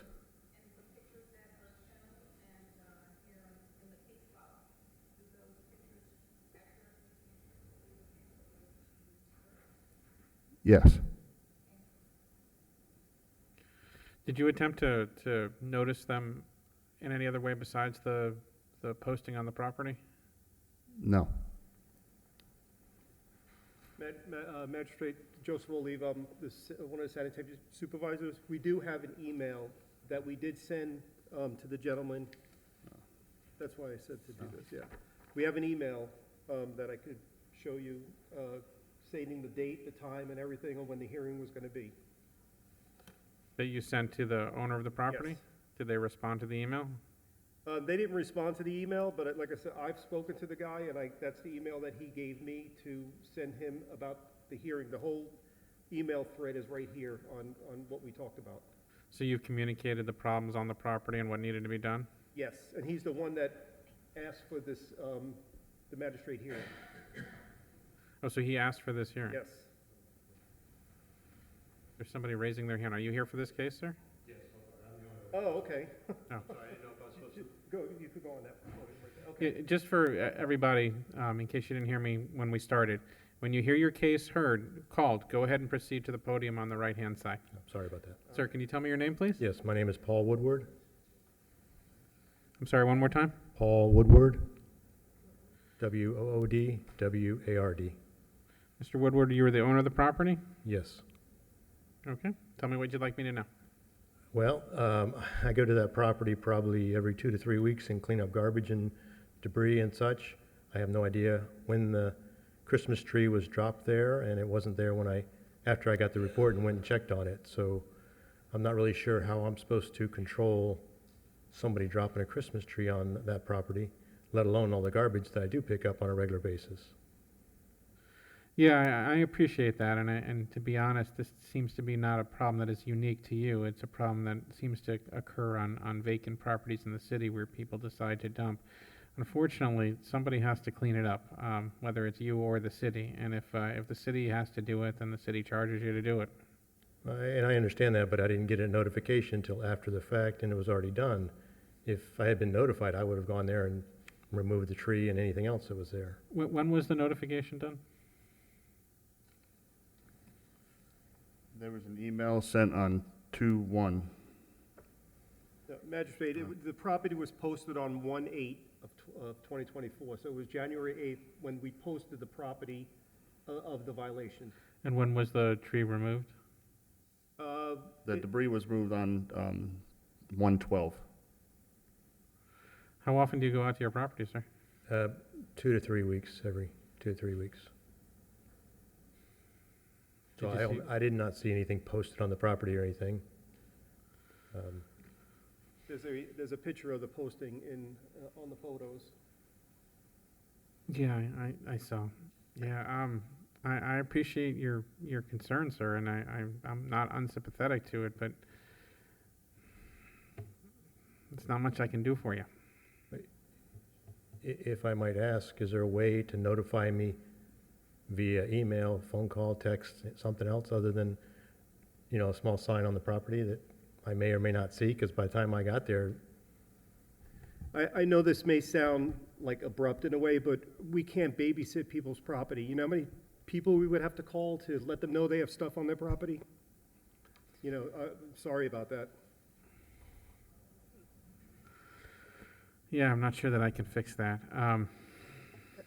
Your Special Magistrate, if I may, the issue here is the property is vacant, correct? correct. And so because the nature of the debris, which can be hazardous under the ordinance, it allows for 24 hours notification, and then otherwise it needs to be removed. I think that's the issue here. He goes out to the vacant property, albeit he's the owner, 2 to 3 weeks. We cannot allow debris of the sort to be on the property for 2 to 3 weeks No, for you to be. I understand that, but to be without me noticed. knowing, how would I even be able to address that?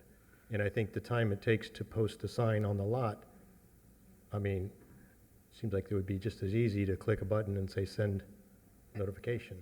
Again, because the property is vacant, we don't have the address of where you're living, and under the ordinance, the notification that we have placed on the property is sufficient for the notice requirement under the ordinance.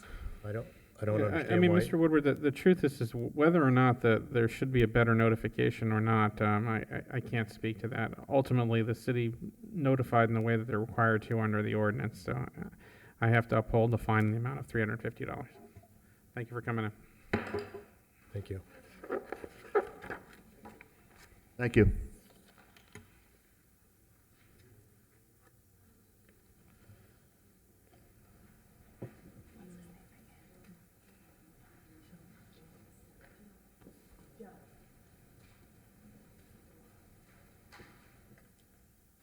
Okay, moving to agenda item number 25, case number CE 08070667.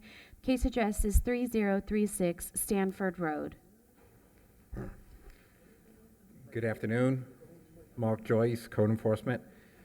All right, so for case number CE 08070667, the address 3036 Stanford Road, the property was cited for hazardous trees or vegetation and landscape maintenance, and it was a repeat offense.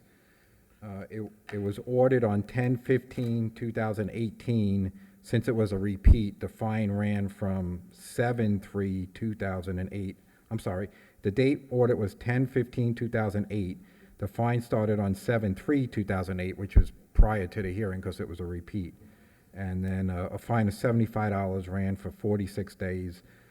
The total current fine is $3,450, and the comply date was 8/18/2008. The city's seeking $1,000.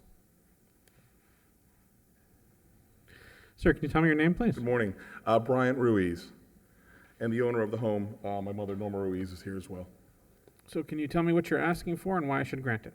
Yeah, so I'm asking for an elimination of the fine in its entirety.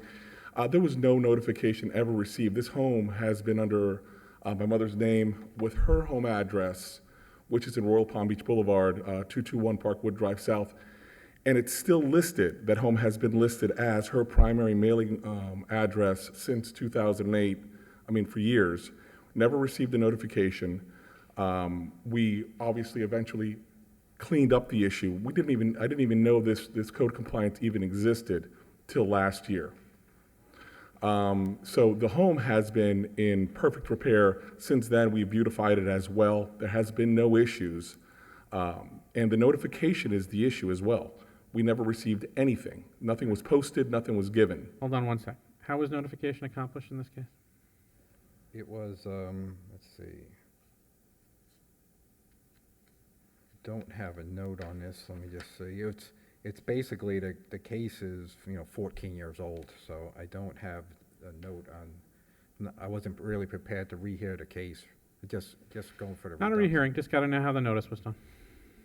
Let's see. It was certified mail was sent on 9/5/2008 and was returned on 9/16. Certified to the property in question, not her home, that's listed in as a record of her home. Let We him send it finish. to whoever's listed on the property Was appraisers. it sent to the address in the property appraiser's records? I'd have to look at.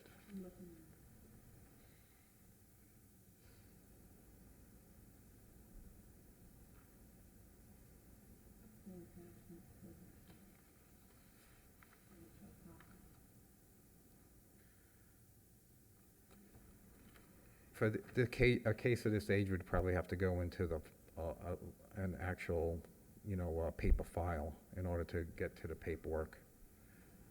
When I requested this appeal or this with Ms. Williams, we actually found where the address, it was certified sent to 3036 Stanford, and it was not sent to 221 Parkwood Drive South. That's why it was returned. That's definitely possible, but that doesn't mean that wasn't the address it shouldn't be sent to. It's clear that the mailing address is her home address that she's had since 2006. That's been registered. This home has been registered as an investment property since before the violations incurred. So the address was on file. The 221 Parkwood Drive South in Royal Palm was on file as the address of the homeowner. Well, And just for clarification, Special Magistrate, if I may, the address you're indicating was registered on file. What file are you referring to? And the property appraiser's address. Oh, at the property, okay. Yes,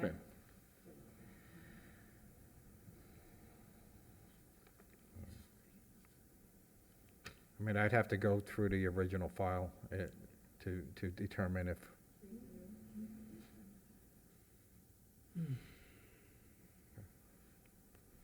You want to hold this till later? We could go pull the file, see if we have the original paperwork. All right, why don't we send someone to pull the paperwork so we can see if the notice was sent properly, and we'll go to the next case. I could tell you that, at each hearing, the magistrate ensures that service is made, as you know, so. Yeah, well, they're making the claim that it wasn't sent, and we should be able to verify where it was sent. Okay.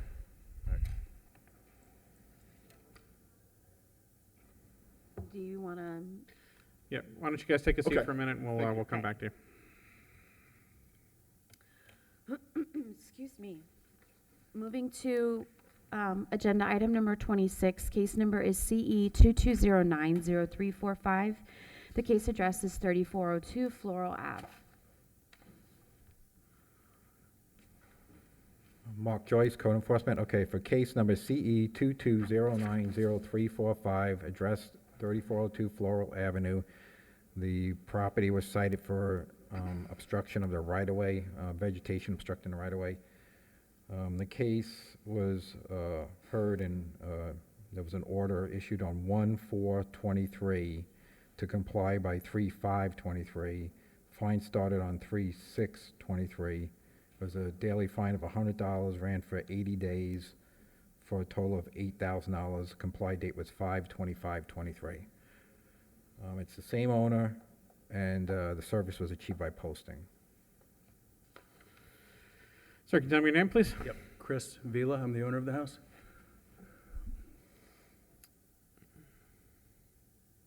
Mr. Vila, what are you asking me for, and why should I grant it for you? I'd like a reduction of the fine to 0. The notification was sent to an old office address. I understand that these notices are sent to whatever's on the property appraiser's website, but this is my home, I live there.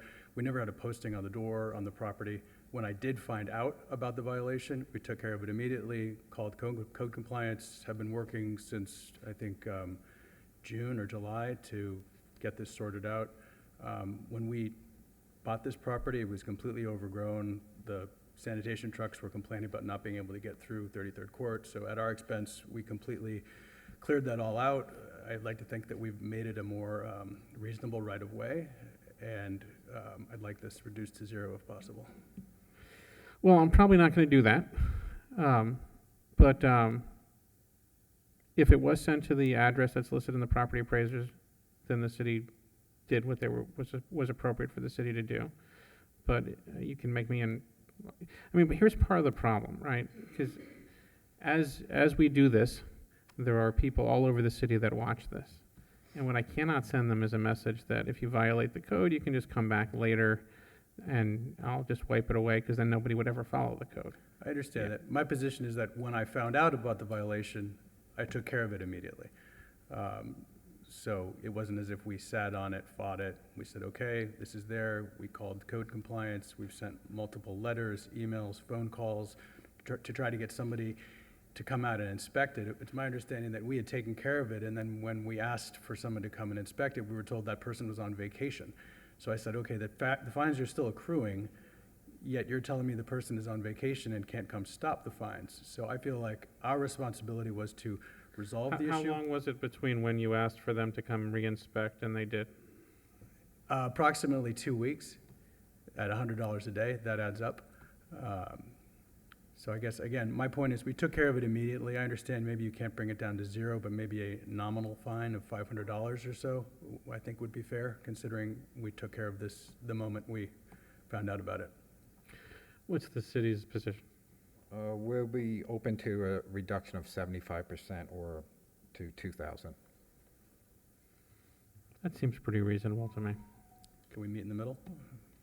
Maybe 1,500 or 1,250? I'll stick with 2,000, but I'll leave it up to you. 1750, 30 days. Great. Thank you. Thanks.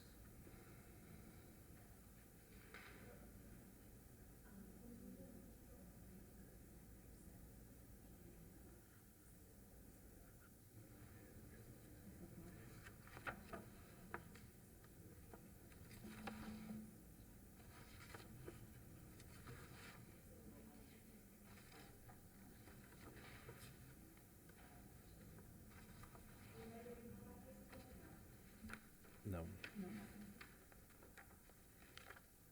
Are we ready to recall that case, or are we going to leave that for the end of the agenda? No, we haven't got the file back yet. Okay. So moving to agenda item number 27, case number is CE 2209-0225. Case address is 2032 North Dixie Highway. And also agenda item number 28, same address.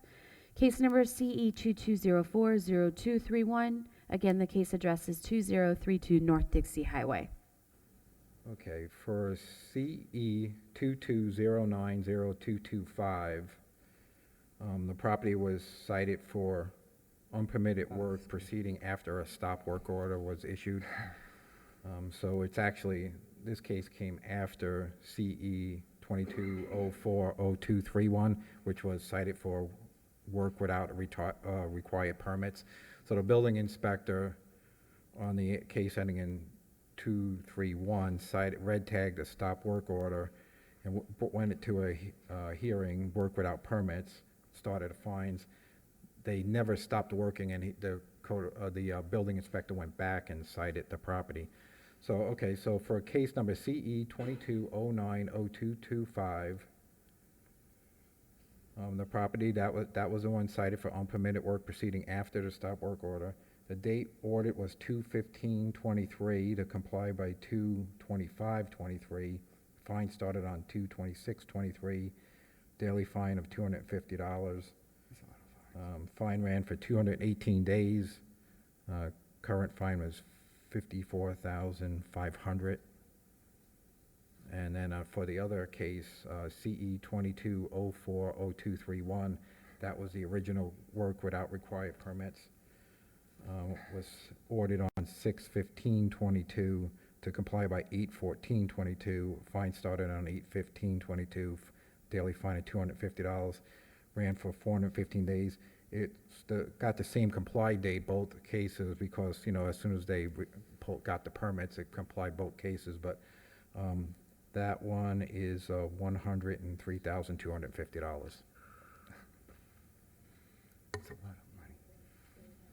And so the respondents are the same owners, and the service was obtained in both cases by posting and certified mail. Okay, sir, can you tell me your name, please? Yeah, it's Tell me what you're asking for and why I should grant it to you. Razmik Panosian. I'm trying to see if you guys can just take the fees and the liens off to zero, if it's possible. I'm going to suggest that that's probably not possible, but tell me why. Okay. Basically, so when we first bought the building, we had a fire that happened with one of the tenants, like literally the first month, and we never had intentions to do that type of renovation to the building. Like when we first bought it, it was just going to be like a cleanup, just paint the exterior, and the fire we lost basically 7 or 8 tenants. When the fire department came, they sprayed everywhere, and like the ceiling collapsed in the commercial.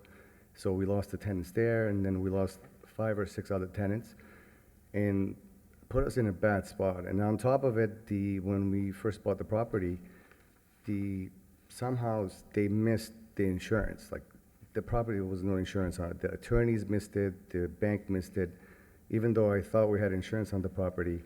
So there was no insurance, I guess. So we couldn't even get any of the damages. We lost like over $300,000 worth of damages that we couldn't even get paid for. So it put us in a bad spot where trying to get the permits for the property took a long time. Like, because we're new to Florida, so we don't know a lot of people. Every time we try to get somebody, it was really hard to try to get the permits. We had an architect, we called a bunch of architects, and we were trying to get the permits. Sorry, so did I get your name? I'm sorry? Did I get your name? Raz? Yeah. I'm sorry, your name again, one more time? Raz Panosian. And your relationship with the owner of Pelham Properties? Yeah, I'm the owner, yeah. I'm sorry, sir, go ahead. Yeah, so we tried to get the permits the whole time, but financially, like, there was no way that I could survive, like, losing all these tenants and do nothing and wait until the permit got there. So the whole time, we were literally trying to get the permit. We weren't, like, procrastinating as far as not getting a permit, but we at least wanted to get the building to a point where we can get all the rough work done, so we can get the inspections done. So we weren't trying to do, like, close out and finish the place without a permit. Our intentions were to get a permit, but I couldn't just sit there and not do anything because, paying 12% on a $2 million loan it's almost $30,000 a month, every month to this day. Like, we're having a hard time with the finances. So we put, like, literally all my life savings in this property, and we're trying to do something good. We weren't trying to, like, pull a fast one or anything like that. I realize that you were in a tough spot. What I cannot do, though, is I cannot say that when you get a stop work order to keep going. No, I understand, but what was I supposed to do? Like, I had no option, like, literally no option. Have you tried to get permits as far as work with architects in Florida? I'm new to Florida, but it was a struggle, like, literally. Never mind all the subcontractors that we lost money on who did, like, bad work we had to redo. So, I know it's not anyone else's fault, but it was a lot of hardships, like, a lot of bad things happened to the building. And it actually, a second time somebody tried to burn the building down with just an old tenant, the same person. they literally threw a fireball, and there's reports on it too, like with the fire department. And we, again, didn't get anything from the insurance because it was a new insurance policy that we got. And the agent said if we put a claim, they will literally drop us. So we couldn't have any coverage. It was within the 30 days it happened again, the second time. So it was back to back, like just bad incidents. And so we were in a really tough spot. It wasn't because we just wanted to get it done with no permits. So I'm not Well, sure if you guys. I can't give you a 0, especially on the circumstances of this case, which I'll be honest, I almost never do. Really? But you can make me an offer.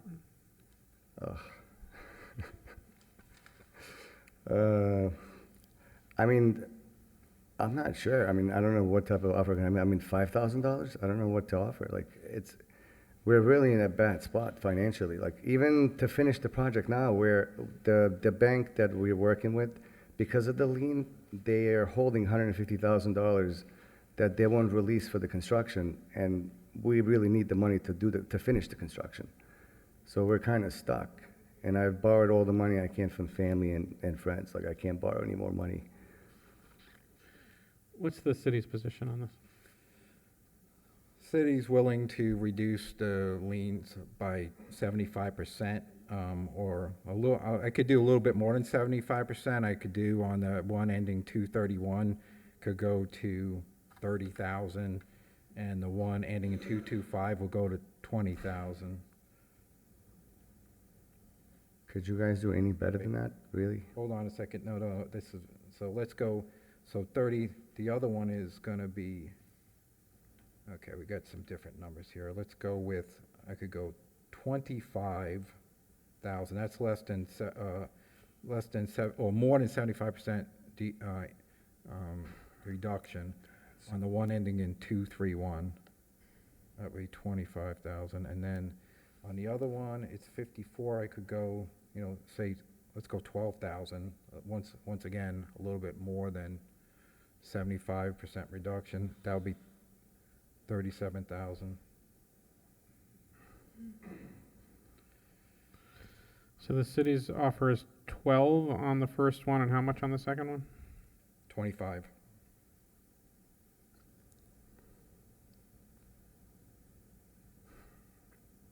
That's a pretty substantial reduction. No, I understand. Like, listen, we appreciate it. I know you guys are doing the best you can, but I don't know what to say. Like, we're literally in such a bad spot. I'm not trying to say that not to pay. Like, if I had the funds to pay it, it'd be, I wouldn't mind. I can give you it. time. I'm sorry? I can give you time. Yeah, but the liens wouldn't be removed, so I can't even access the funds that I need to access. That's the problem. It's not even, it's almost like if I can't pay the fees and can't get the liens out, I can't access to the money that I need to finish, and it puts me in such a bad spot. I mean, I know that we've been coming to the city literally every day for the last 8-9 months, trying to get things right. Every day we've been to the city, and Monique knows as well. I mean, we see her all the time. We come here, try to make everything right. And it wasn't our intention to do anything, wrong in the first place. We had bad incidents. Like, we had 2 fires happen and got no money for it, literally. The insurance company no one took fault of it. And I talked to a lawyer, they said, it's not mandatory to have insurance, so when the banks they messed up. I don't know how they did that, but that's never happened to me before. Where they give you a loan for that much money with no insurance, like it's never really, I don't even know how it happened. Look, I appreciate the tough situation you're in. I think the city's offer is actually, considering that you walked in here with almost 160,000 in liens, No. reducing it to 37 is a pretty good offer. No, I understand. I mean, I know And we'd be willing to give him as much time as he needs. They were pretty severe violations. I mean, and I remember these cases coming up, and there was all trades were being done without permits, and it's. I mean, would you guys be willing to do it in a way where, I don't know, I mean, at least remove the lien so I can access the funds that I need, then I would take some of that money and pay towards the lien. But I have no other means to get money now. It's basically to a point where I don't think there's any procedure, I don't know, where Is the there any city way that can could be done? remove their liens before they're No. paid. No, we're not going to release the liens until they're satisfied per the agreement. I mean, could you guys reduce the liens, something that I could at least try to borrow from someone and pay you guys? I mean, I don't know what to do. I'm just asking for your help at this point, because there's really not much I could do as far as in a really All bad right, spot. I mean, I don't think I can solve that for you. What I will do is I'll take a little bit off of the city's offer. I'll reduce, in case CE 22090225, I'll reduce the fine to 10K, payable within 6 months. Is that enough Okay. time, or would more time help you? That'll be fine. That'll be fine, 6 months. And in CE 22040231, I'll reduce it to 20,000, payable within 6 months.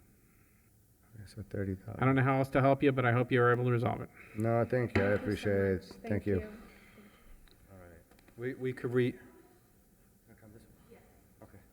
we could pull up the case that we went over, okay.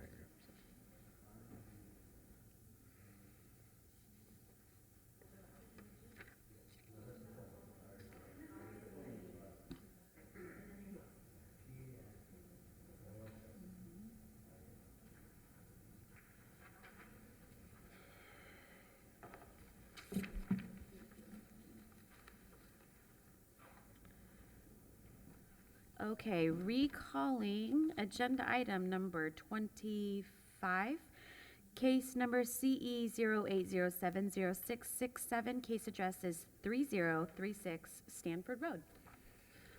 Okay, Mark Joyce. So we did find in the file the pop-up printout from it's from 7/9/2008. It was printed out, and it shows the mailing address of 3808 South Olive Avenue, which is where we mailed the notices, and I could show this to the gentleman.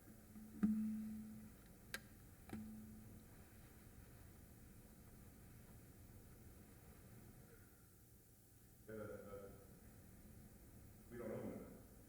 That has nothing to do with us. That has, if you look at our history, our ownership, current ownership history has, that's definitely the wrong owner that was sent to. And I actually have, so I do have that record as well, the date that you sent it, and the return, when that certified mail was returned. My mother does own multiple properties, but has never had anything referenced to that address. 3808 Olive, South Olive? Yes, sir. She has never owned anything. She owns 2 properties in Royal Palm Beach Boulevard. At that time, she had owned 2 properties in Royal Palm Beach Boulevard. One is her primary residence, and then the Stanford Road Somebody made an error, but it wasn't the city of West Palm Beach.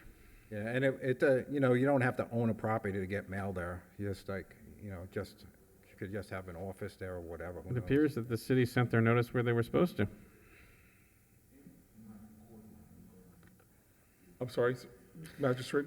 I said the city is bound by the property appraiser's records. So if they sent it to 3808 South Olive Avenue, that's where it was supposed to go. It's actually the property owner's responsibility to make sure that their address is up to date and correct in the property appraiser's records. That can't be something, considering that all her other addresses are listed correctly. If we looked at the address now today, it's correct in the address, and there was nothing that we did. That's a tax assessor issue as well. What's the fine in this case? Excuse me? It's $3,450, $450. and the city's seeking $1,000.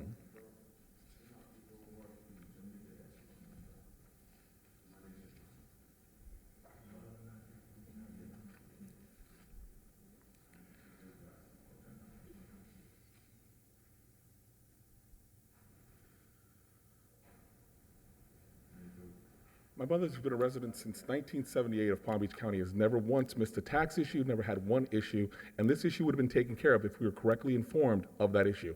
I'd be willing to give $250 to the city to eliminate this debt, if you'd like something in return. But other than that, I don't see any case why she should be responsible for a notification that we never received. Yeah, I'd like to point out also that this was a repeat offense, so this was something that's been happened over and over, and the same owner had like 23 cases under their ownership. I mean, it was something that was Wait, property. whoa, whoa, are we talking about 14 cases in the past, or are we talking about this case? I'm saying you could look through the file, there's many cases in This that. is 14 years ago, though. There's not This been an is, issue with this this is, home since this is, 14 I can years. understand, look, I can understand that you're angry. I can tell from your tone you're angry. I'm not angry, No, but we're I bringing can things te- in that hold aren't on, necessary hold to on, make let me talk. responsible for something that I'm not responsible for. Let me speak.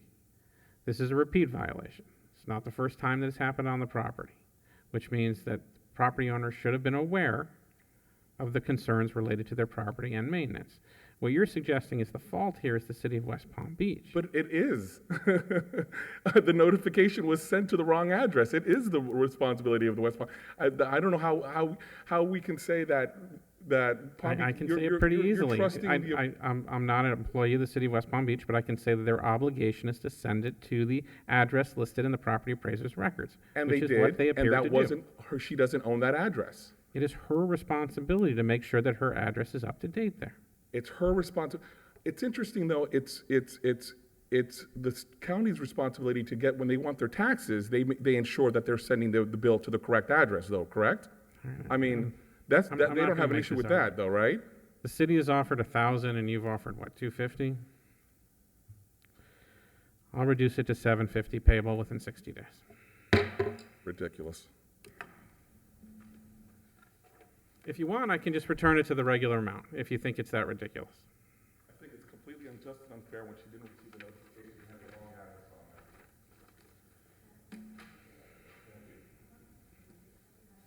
Thank you. All right, next one. Okay, moving to agenda item number 29.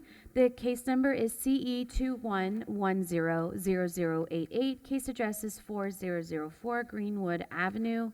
And also agenda item number 30, same address. Case number CE 19010523. Again, case address is 4004 Greenwood Ave. And lastly, agenda item number 31, case number CE 211-00428.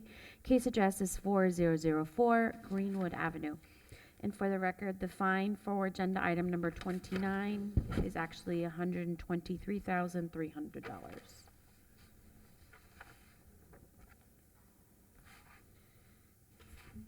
Go ahead. Good morning or good afternoon.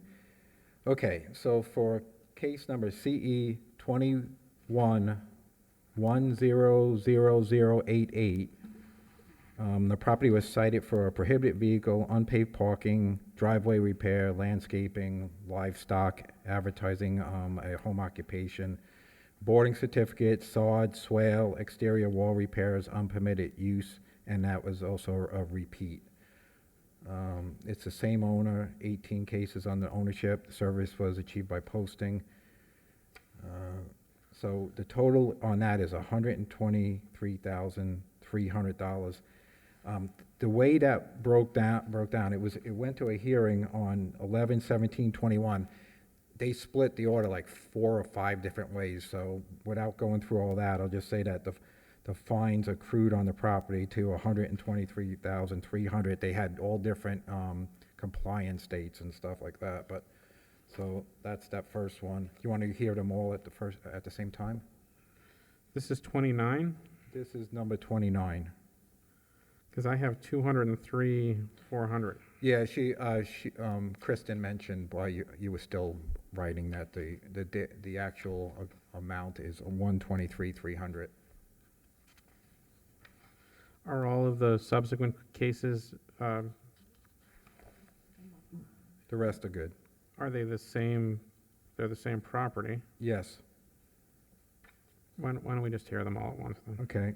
CE 19010523 for 4004 Greenwood Avenue. Property was cited for sod, unpaved parking, prohibited vehicles, and a business tax receipt. The date was audit was on 3/6/2019 to comply by 4/5/2019. Fine started on 4/6/2019. It was $100 a day. It ran for 38 days. Current fines $3,800. There's an additional, that was a split order too, so there's additional fine of $6,300. So because it was split order, we had a $3,800 fine and a $6,300 fine on the same case for a total of $10,100. And then on CE 211-00428, the property was cited for fence and wall repair and work without inspections. The date audit was 12/1/21 to comply by 12/31/21. Fine started on 1/3/22. It was a $100 day fine, ran for 597 days. Current fine, $59,700. And the comply date was 8/23/23.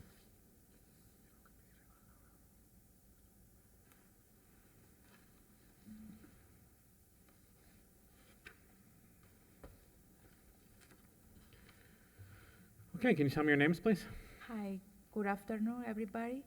So he's my husband, Juan Carlos Rodriguez, and me, Maria Hernandez.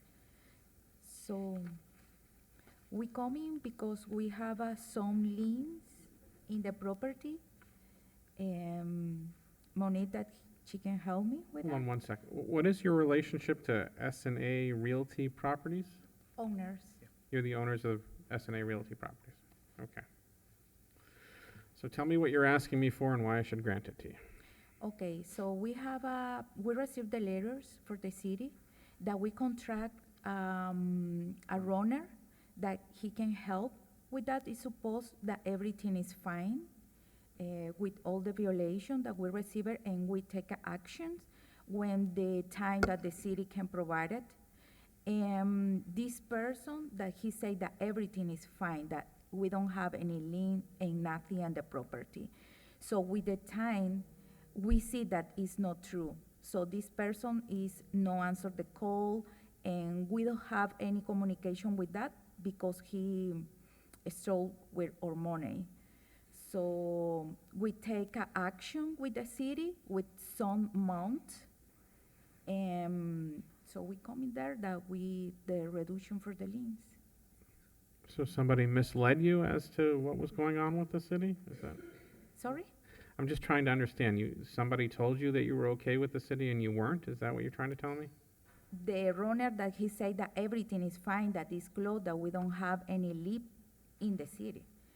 That he is supposed that he resolved all the problems. Was he your property manager?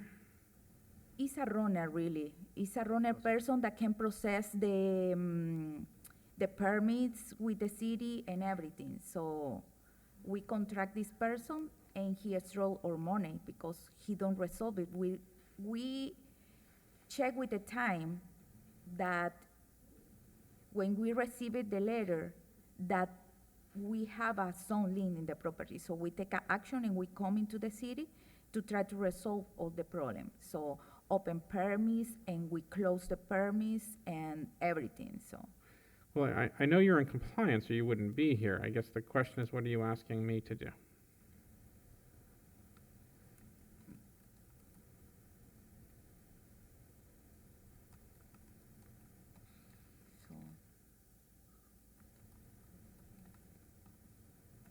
Did you understand my question?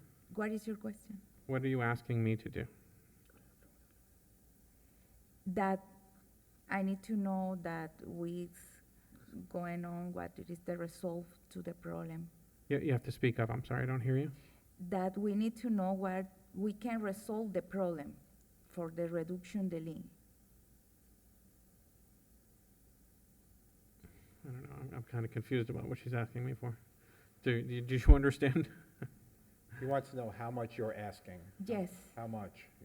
How much do you want it reduced to? 1,050. I'm sorry, what did she say? Yeah, I think because so the total amount of fines here is what? 123 plus, is that 101? 123,000, 10,000, and 50, almost 60,000, like 180. It's like 190,000 around about total. Do you understand that you have about $190,000 in fines? Ma'am? No. And I can tell you, it's the same owner, and they had 18 cases under their ownership. So, I mean, the city is willing to, once again, give a 75% reduction, or better. I'll do better than 75% for the 123,000. I could do 30,000. That's more than 75% reduction. For the 10,100, I could do 2,500. And then for the 59,700, we'll do 10,000. What was the offer on case 30? Number 30 was 2,500.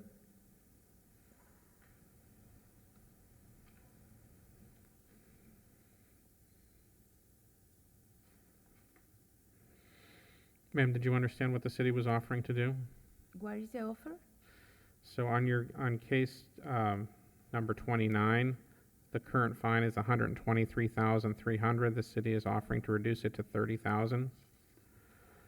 On case 30, the fine is $10,100, and the city is offering to reduce it to $2,500.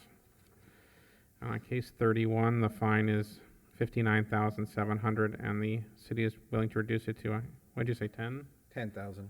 10. It would be 4,250 total, right? 42,500, yeah.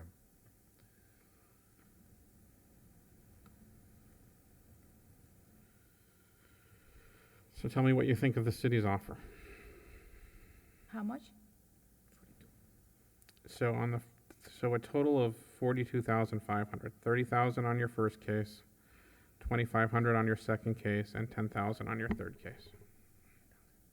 10,000? Ma'am, would it help if we got you a translator? Okay.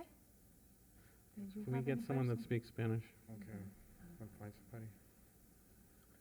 Sí, sí, sí.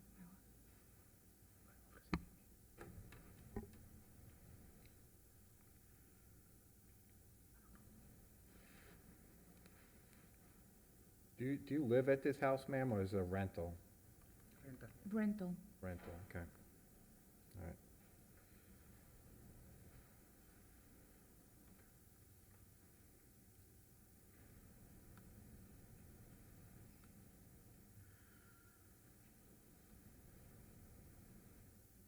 Do you have the property appraiser sheet on this one? Yes.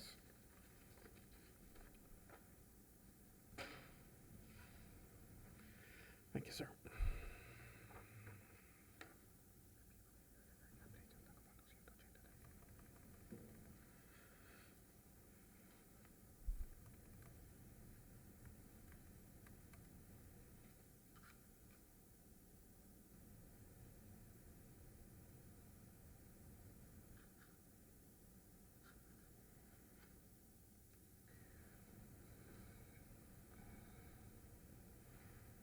Why don't we do this? Why don't you guys take a seat? Okay. We'll come back to you when we get somebody in here. That way the other people waiting can just go.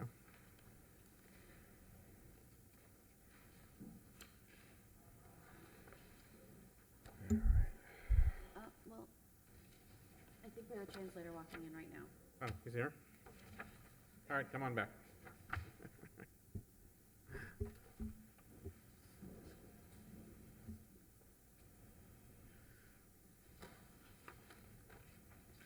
Hi, can you state your name just for the record for us?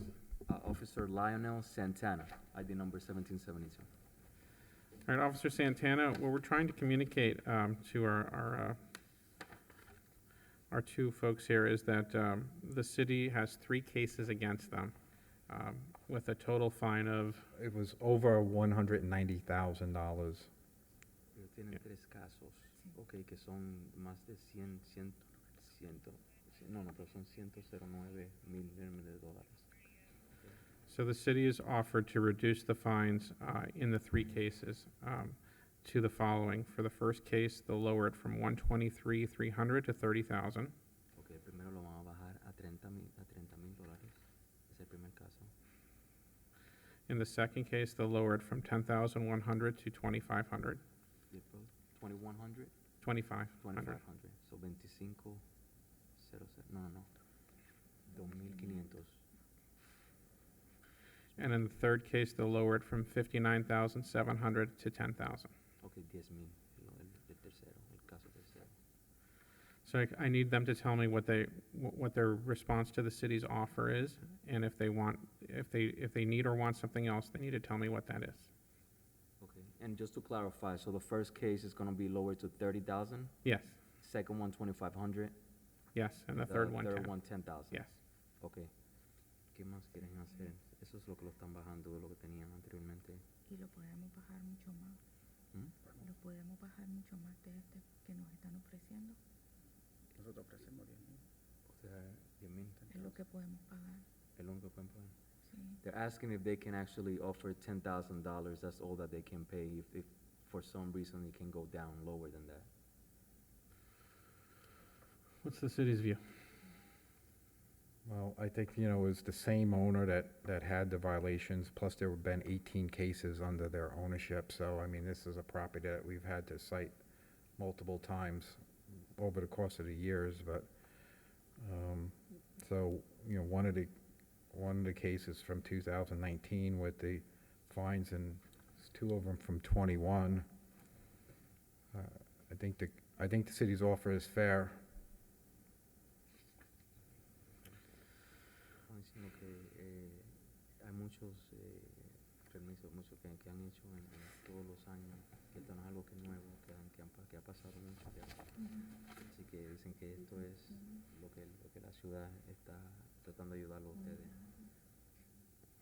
Que no pueden hacer más bajo de eso. No sé si el 30 a lo mejor pueden, pero...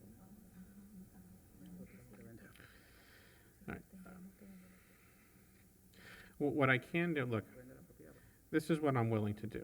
I will reduce the first case even further than the city did. I will reduce it to 20, Con 20. which makes the total amount you owe 32,500, if I think that's correct. That's the math. And I can give you an extended period of time to pay that, if that would help. Okay, and that was what we were, Yeah. not say we, because we were pretty much, we're gonna try to work. Well, on you that are their number. voice. On Yeah. that number, the 30,000 was the one, the concern one, so, I'll explain in reference to that. Ask them how much time they would need. Está diciendo que el de 30 lo van a bajar a 20, okay? Ese lo van a dejar así como está. Pero va a ser 32, creo. En vez de 42,500 va a ser 32,500. Y te pueden dar un plan de pago para poderlo pagar, ¿ok? Y este lo está haciendo él, no de la ciudad. Él lo quiso hacer él mismo porque está tratando de ayudar a ustedes. 32,500 sería. Okay. 32,500. Y pueden tener un plan de pago. Okay. Okay. So just to be clear, in reference to the 32,500, you advise also in reference to a plan, payment plan, or We don't have a payment plan. We can just give them more time to pay. more time to pay? Okay. Te está diciendo que tiene pero te da más tiempo para pagar. ¿Está de acuerdo con eso? They're asking how much time. They tell me what they need. ¿Cuánto necesitan? ¿Cuánto tiempo? 30 días. 30 days? I can give you a lot more than that. Why don't I give Pueden you, dar más de eso. 6 months, the city's Yeah. okay with 6 months. Okay. So 6 months. Was it partial payment or was it total? Was it 10,000 tomorrow? Or was it? No. Como ustedes puedan. Se pueden mandar el día. Te dan 6 meses para pagar todo. So, si quieres mandar 10,000, pagar los 10,000. Okay. 6 meses. So, ¿están de acuerdo de eso? Okay, they are in agreement Okay. with that. I'm going to give them 6 months. All right, meses so the más first case is going to be 20, not 30. I reduced it to 20. Right. The second case is going to be 2,500, and the third case is going to be 10,000. Okay. Okay? We got it. Yep. All right. 6 months, that's my rule.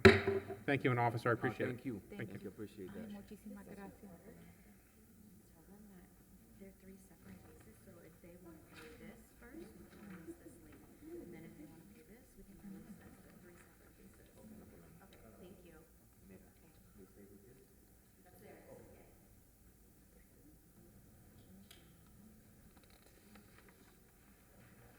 All right, last but not Okay. least, I think, right?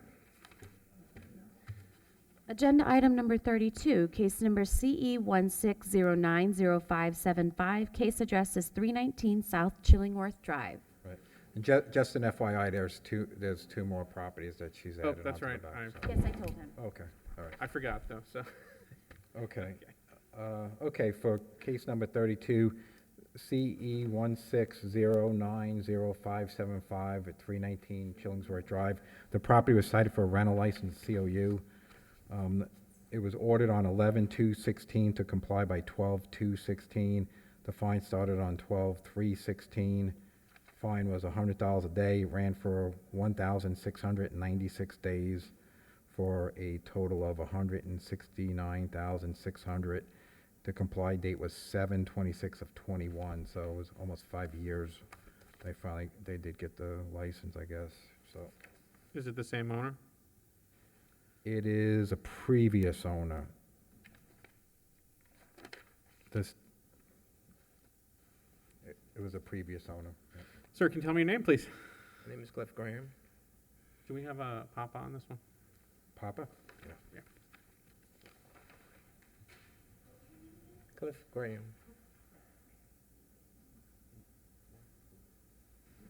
Mr. Brand, can you tell me what your relationship to the owner, Ronnie Lewis, is? Yes, I'm the accountant. And this is Mr. Lewis here. I'm sorry, sir, did you say you're the accountant? Accountant. Yes, I'm the accountant. And this is Mr. Are you a lawyer or an accountant? I'm an accountant. An accountant, okay. And Ronnie Lewis' son. Yes. So Mr. Lewis is deceased? Ronnie Lewis is a woman, is deceased. Oh, I'm sorry. No, it's okay. So Ms. Lewis, and sir, you are? Her son, okay. Okay, so tell me what you're asking for and why should I grant it to you? We're asking the city to forego the lien. Basically, his mother received notification, I have to assume, approximately maybe 3 to 4 years ago, or maybe 5 years, they said, right? 5 years. And for some reason, they were not aware that a lien was given, not a lien, a notice was given in reference to a rental. Because basically, it's a rental license that the lien, right. So basically, the rental license was never issued. According to what I was told, they were never aware that a rental license was needed. Of course, you see, Mr. Lewis is up in age. His mother is 90-something during that period of time. And we happen to have found, I guess, they were notified. But basically, we were not aware of it. And we were just trying to, Mr. Baddick right now is the grandson, and he's trying to remedy the situation. I think we have applied for a rental license. I think just to save us some time, I'm certainly willing to reduce it, but as I said to the other litigants here, generally speaking, I don't reduce it to 0 because I don't want to give an indication that not following the city code is okay. With that said, make me an offer. What is it that you think is reasonable here? 20,000. What's the city's position? I think we could accept that. Sure. How much time do you need? A year. That's a long time. 6 months. 6 months. 6 months. Well, I mean, I can give you a year. Do you really need a year? All right. 20,000, 12 months. Thank you.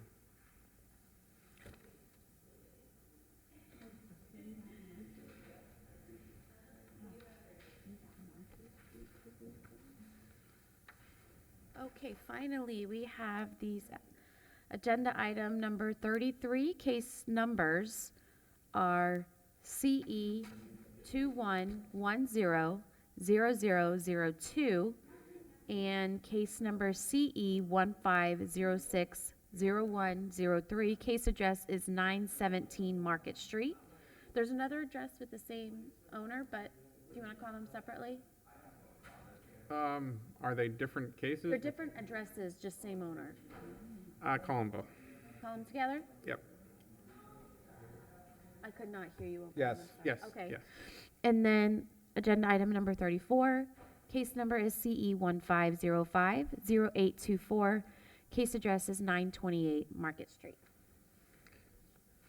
Good afternoon, Mark Joyce, Code Enforcement. Okay, for CE 211-00002 at 917 Market Street, the property was cited for overgrowth, abatement, board and secure, fence repair.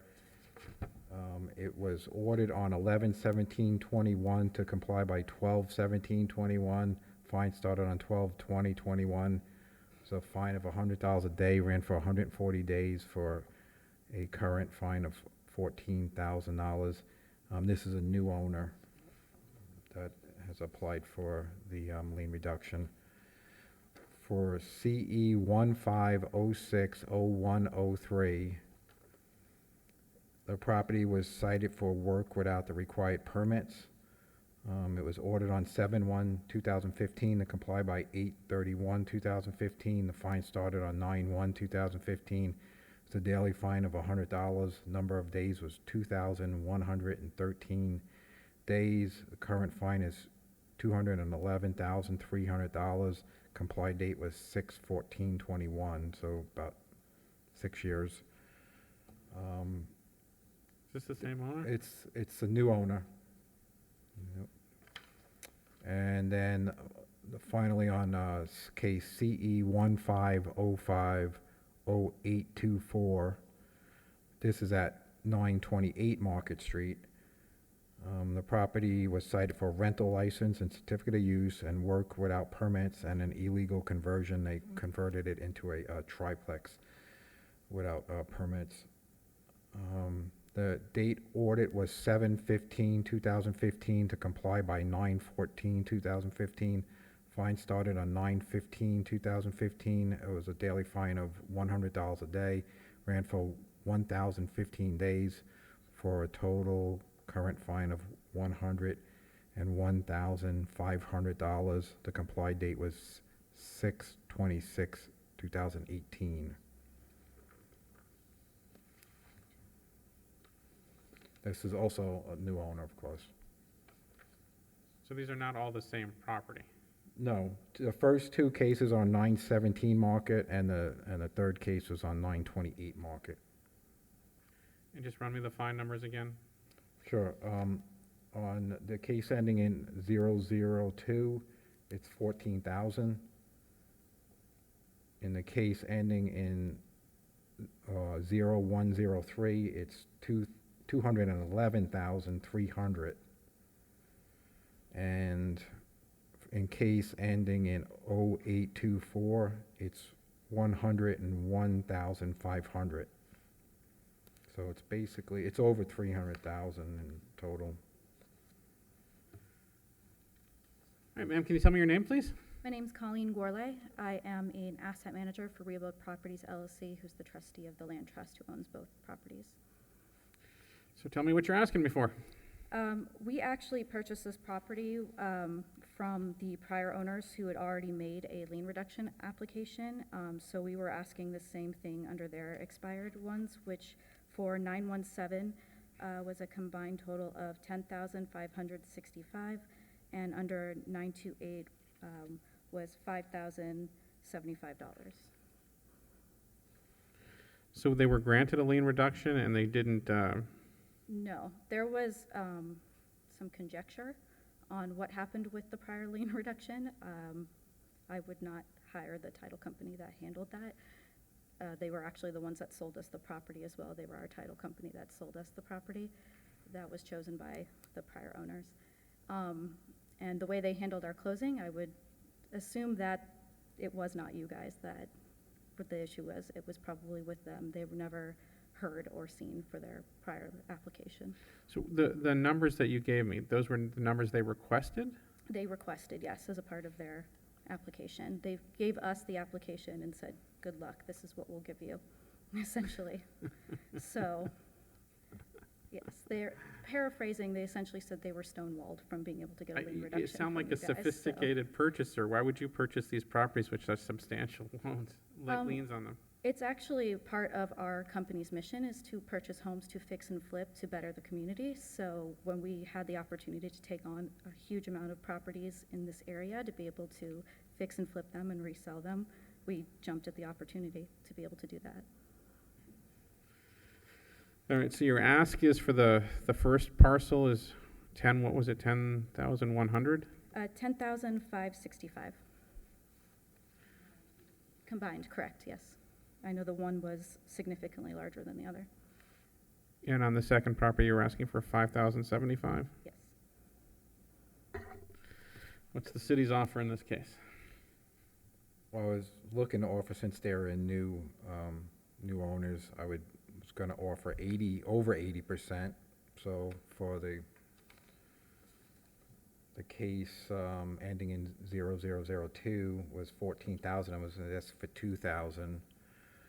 The one ending in 0103 for 211,000. We would ask 40,000. And then for the one ending in 0824, it's a $101,000 lien. Also would go more than 80% and ask for 25,000.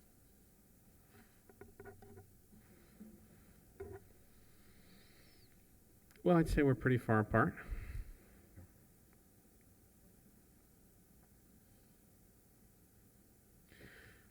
Well, let me ask you what you think about the city's offer. Well, we would like to also have you guys consider that we actually took on these properties. Especially 917 Market Street, the back property was actually demoed out in order to, I believe, comply. Some of the issues that were going on with the property, that was done prior to us, but we have put into this property, $76,000 to refurbish it and to put it into livable conditions, to make sure that it's something that no one would have to have an issue moving into this property. And we'd appreciate if we could have a much lesser amount of lien reduction due to that. Okay, I'll tell you what, how about if the city asks for a 90% reduction, or basically the $200,000 lien would go down to 20,000, the 100 would go down to 10, and then the 14,000 would go to 1,400. That's 90% reduction, more than 90%. I'm sorry, could you repeat those numbers? I apologize. Sure. In case number ending in 002, it would be from 14,000 to 1,400. In case ending in 0103, it would go from 211,300 to 20,000. And in case ending in 0824, it would go from 101,500 to 10,000, which all of them would be more than a 90% reduction on, well, the 14,000 would be exactly 90% reduction. I'm sorry, the first one ending in 002? Yes. I heard that you wanted to reduce the 14,000, 90%. 14,000 to 1,400. To 1,400, Yes. okay.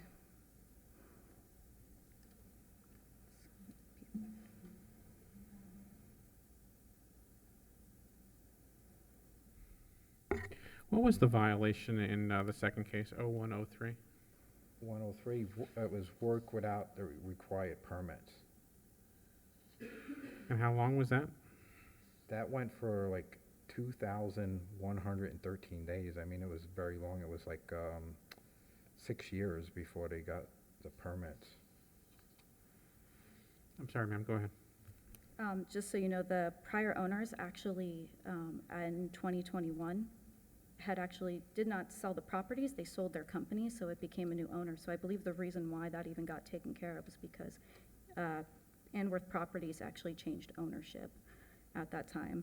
That's quite possible, So, yeah. yeah, so that's not surprising to me that that took so long for that one in particular to be taken care of. I can't speak on behalf of Anworth Properties. We have no association with them, so I don't know why they took so long. All I know is what they offered us in exchange for purchasing the property.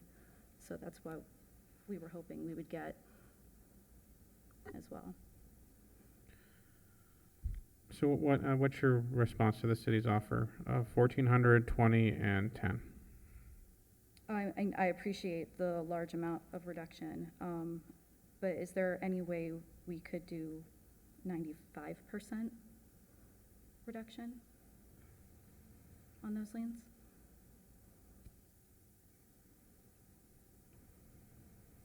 That would bring us much closer to what we would had originally thought compared to what the initial lien reduction from the prior owners had stated. And it was much more than what we were told and put aside for that.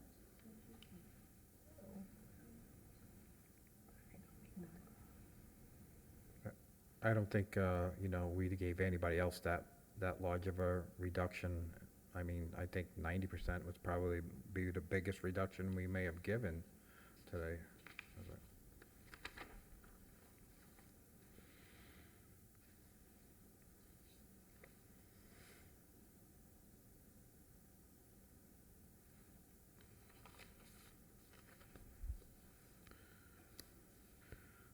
I'll tell you what I will do. I'll reduce the first case from 1,400 to 1,000. Okay. I'll reduce the second case to, what is it, to 15,000. I'll reduce the third case to 7,500. How much time do you need? We can actually do that in 30 days. 30 days. Okay, your orders are gonna be mailed though, because I didn't. That's okay.